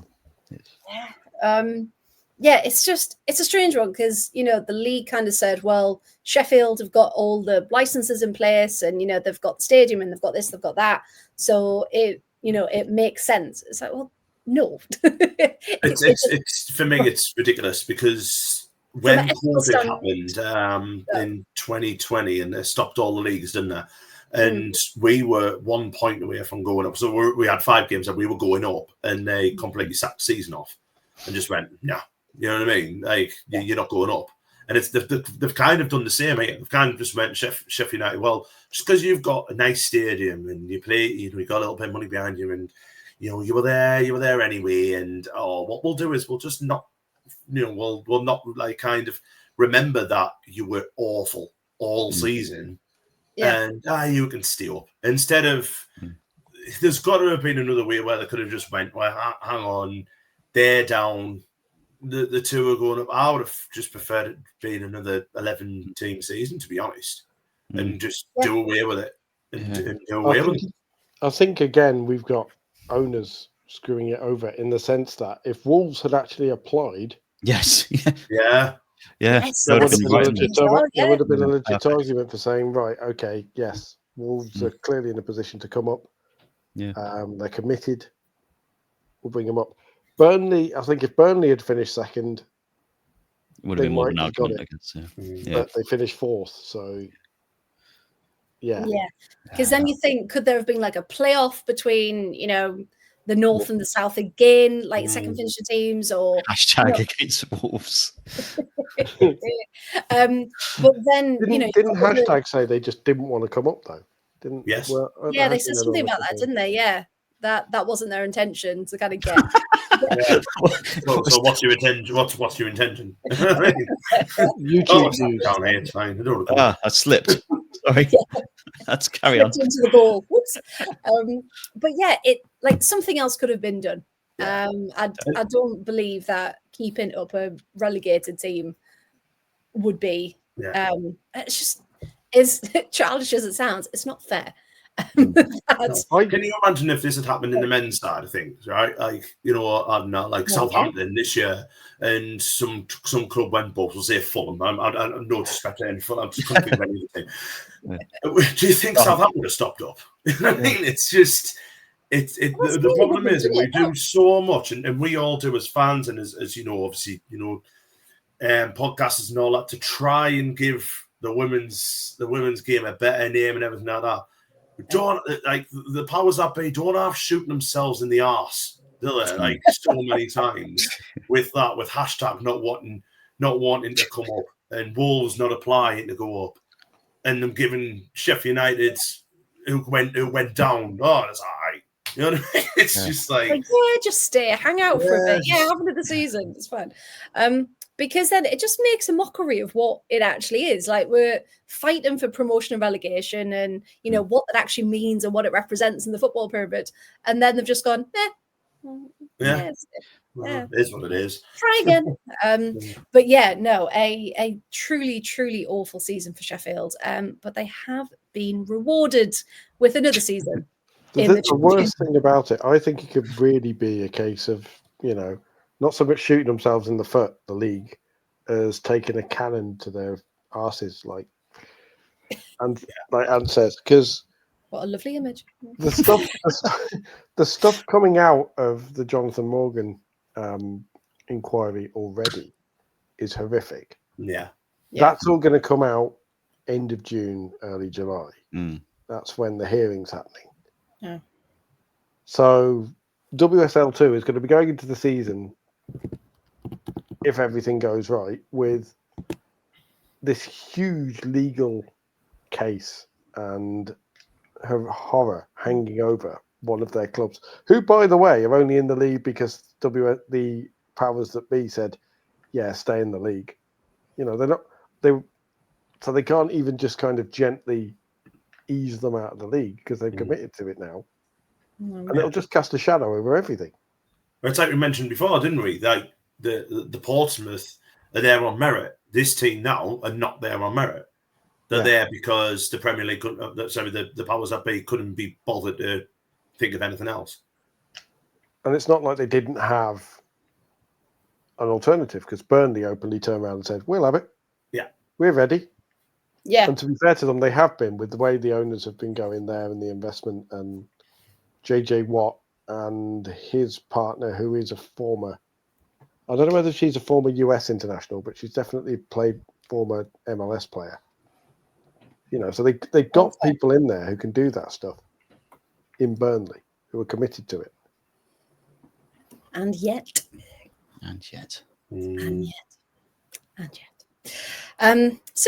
So not really the note we want to end on, really, but unfortunately they finished last and we were going in league positions.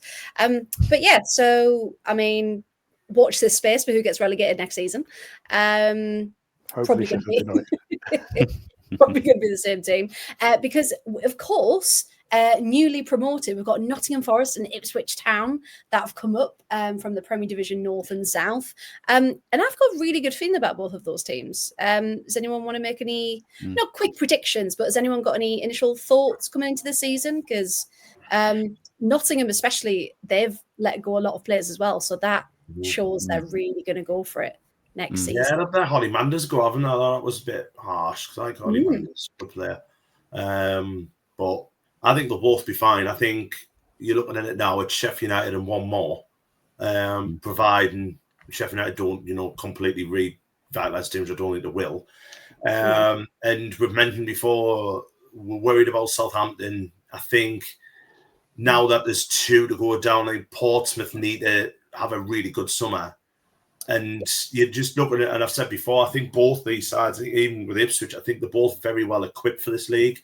So again, with Forest, all that European money that they'll be getting will filter down. Well, I hope it does anyway. I hope it filters down and they make a go of it. I mean, it'll be interesting. I hope they play I think they do play the home games at the City Ground now, don't they? So I'm hoping I'm off work so I can go, because I've never been to the City Ground before to watch Sunderland, so I'd love to go down and watch the lasses there. I might have a chance with the men. Be on the same weekend and stay in Nottingham for a couple of days. But I think they'll be all right. Ipswich, I feel for them a little bit more than I do Forest. But again, you just look at that blueprint with Pompey and think, if they can do it, we can. So yeah, they've got goals in the Ipswich as well. With Sophie Pesquet, I watched her play against us. They played us in the FA Cup a couple of seasons ago now.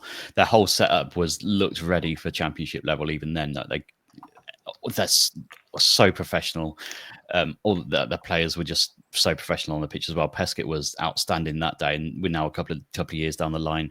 She's got 27 goals last season. Natasha Thomas got 21. So they've got ready-made strike force already for the championship. They can come in, and I'm so interested to see how they do as long as they sign on, which I think they've pulled up their released their retain list today. They've done it, and if Sunderland haven't, Ipswich have. So I think it's going to be they're going to be fun to watch. Forest will be fun to watch because they didn't lose a game all season. Forest, did they, in the league? So they're going to come in on a high. The likes of Sheffield United are going to be probably quaking in their boots a little bit, I've got to say, because there are 2 teams coming up who can really, really equip themselves pretty quickly to the championship level, I would imagine. I think the main problem Ipswich will have is attracting people to Suffolk, because the reason it's called Suffolk is because it's so fucking far from everywhere else. And it is a long old way. they have got. I think they could raid Southampton, because Paige Peake, who plays for Southampton, is, I believe, ex-Ipswich or has connection there. Okay. She is a future star as a centre back as well.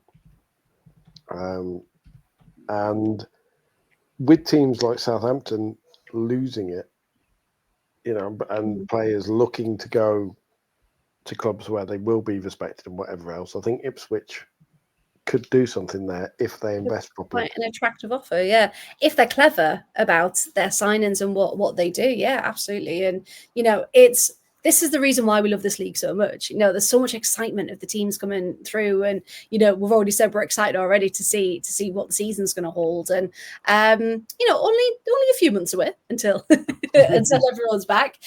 However, the transfer window does officially open in about 3 days.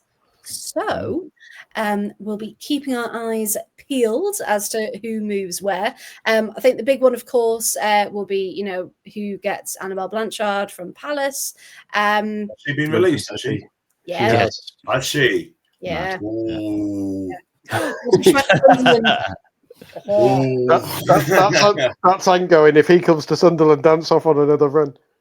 Honestly, she is. I remember watching her for Black. We mentioned Blackburn when she was at Blackburn. I thought she's going to be WSL one day. And what a footballer! Oh yeah, what a footballer! I did not know that. I didn't know they'd released her. Yeah. So Palace have released Izzy Atkinson, Annabelle Blanchard, Catherine Vai, Millie Guile, and Rhea Orling have all gone. Right. Atkinson as well. Atkinson's another one. Rapid. Atkinson. Yeah. They're Blanchard must have turned down a new contract though. Must have done. Apparently not. Apparently she turned around and said, "I'm gone," because she wasn't getting played. Right. Particularly by. Because that was with the manager. There was issues there, wasn't there, with good old Leif? But he's also now gone. So. He's gone, hasn't he? I knew he'd gone. I didn't realise it because I think as well because there's Durham and Sunderland who haven't announced to retain this yet. And I think that you have to announce it before the transfer window opens. So I would assume coming this week. Yeah, that's going to be this week for Sunderland and Durham. So. Yeah, I wonder if that's why. We're recording on Sunday. They'll release it on Monday before we actually. Probably. Yeah. I wonder if that's why, like, we've kept it quiet for because we've signed Annabelle Blanchard, which you probably get me doing the when we won the awards, me doing that on the stage. Yeah, get that gif out. On the estate. We'll have it ready. Yeah, we'll have it ready for when it's announced. But wherever she goes, I make them favourites to go up. I'll say that now. Yeah, imagine if Bristol City signed her and had her and Lexi Lloyd-Smith powering down the wing. That's a pair of number 10s, that isn't it? Yeah. That's a double act. Yeah. I'm just good at that they haven't let Molly Sharp go because Molly Sharp always scores against us, and I really want to hear just so she can stop scoring against us. Imagine that, Lexi Lloyd-Smith and Annabelle Blanchard. Yeah. Number 10s. As a striker, you'd just be like, right, get me there. Yeah. Feed me. And the worrying thing is, though, when we mentioned about Newcastle, they let Katie Barter go, who's a striker, and I think they let another striker go as well, didn't they? Is it because they've signed her? And that her and Shania Hales be unreal. But we'll find out. Yeah, Newcastle, Amy Andrews, Katie Barker, Becky Amy Andrews, that's right, yeah. Sophie Harewood as well. Yeah, so that's quite a lot. And whoever she goes to, I make favourites. All right, I know we'll do a review, a preview show and stuff like that. But whoever she goes to, I make favourites. I bet she'll end up at London City now, and we'll have to just be depressed. We'll have to be nice, like a diamond in a shit tip. Just what diamond from Gladiators? The new signing across London City socials. Right, so who have we offended tonight? So Kent, Bromley, and Suffolk. That's quite a good thing. But as we mentioned, the transfer window opens very, very soon. So many teams have got the opportunity to really build and go for it this summer. And go on. So if I wanted to keep track of all the transfers happening during the summer, Freya, where would I go? I'm so glad you asked the question. I'm so glad you asked. Well, you can head over to my website, www.whole115yards.com. And it's flat. I've made a lovely little banner. I put the WSL and Championship logos in deck chairs. I was very proud of myself. And then they changed the logos. And in an act of defiance, I'm not changing. Of course, the official transfer tracker of the award-winning Absolute Football Podcast. Yes, done by yours truly. So as soon as there's any news, I have been in Budapest the last couple of days, so I've just got to check I haven't missed anything while I've been away. But all up to date. It's for the WSL and Championship, transfers in and out, loans, ending, contracts triggered, everything. Everything's on there. To be fair though, Free, you knew that Annabelle Blanchard had been released, and I didn't have a clue. And I barely left the house in the last 48 hours. Shows you how good of a job you're doing. You've been to Budapest. I've got 2 words for you, Freya, about that. I think I know what words they're going to finding out live on the pod. That is probably Annabelle Blanchard, sorry for Sunderland, Dad. And she.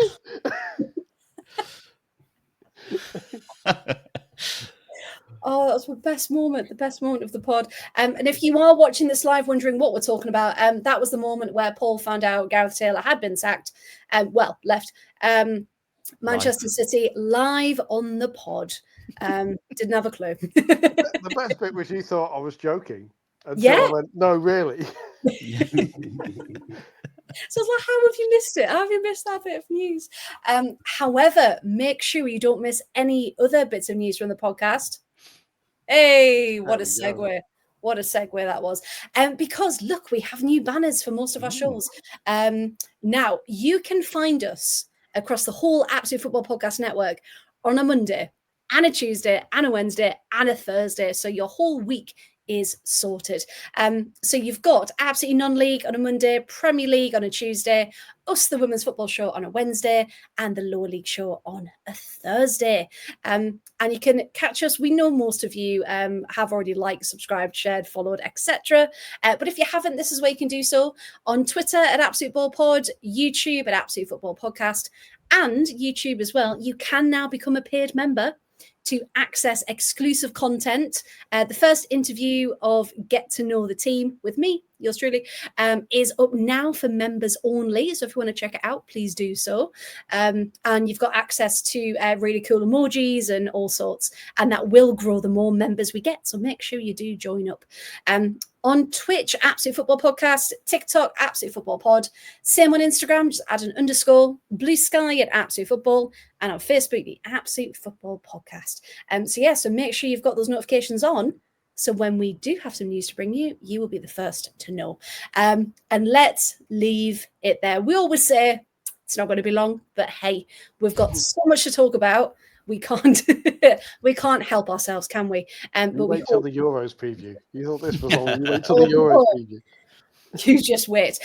Because of course, yes, this is pre-recorded at the moment. And we're also going to be bringing you our Euros preview, but they're going to have live watch-alongs for the Euros as well. So even more of a reason to make sure you are subscribing to our channels. But of course, I can never do this without you lovely lot. And thank you very much. If people would like to follow you and all you do, please, where can they find you? Somewhere with a contract saying come to Sunderland, please, Annabelle Blanchard. I sound like a right creep there, didn't I? Never mind. No, I am on Twitter and Blue Sky at underscore Waterson. There we are. Perfect. Thank you. And Danny, thank you. Where can people find more of you, please? Thank you. At Danny Brothers on the Twits, at Danny the Brothers on the Instagrams, not on TikTok. And then if you add the Blue Sky bit, the funny Blue Sky bit, I think I'm on there somewhere. I haven't updated it for a long time, but I'm there somewhere. You can find me. We'll find you somewhere, Danny. Don't worry. Paul, thank you very much. Where can people find more of you, please? There you go, down the bottom. I won't try and put. I've been thrown off by this circle. I can't point at it. At Paul W Radio on the Twitter, and there is the funny little Blue Sky bit that Danny was talking about as well. You can find me on there as well. Although, like Danny, I haven't used it much. But I have all the best intentions of Blue Sky. But it's just it's not my goal. Another one. It's another one, yeah. And of course, as we mentioned earlier, the whole115yards.com has the best, of course, transfer tracker for the Women's Super League and the Championship. Or you can find me at T4AT Rights pretty much across everything, if you're interested in a little thing that we love called football. So we thank you so much for watching, listening, getting involved in the chat, which we know you all have been. And we can't wait to get back live for the Euros. So thank you again, everyone. Good evening and good night. And we'll see you soon.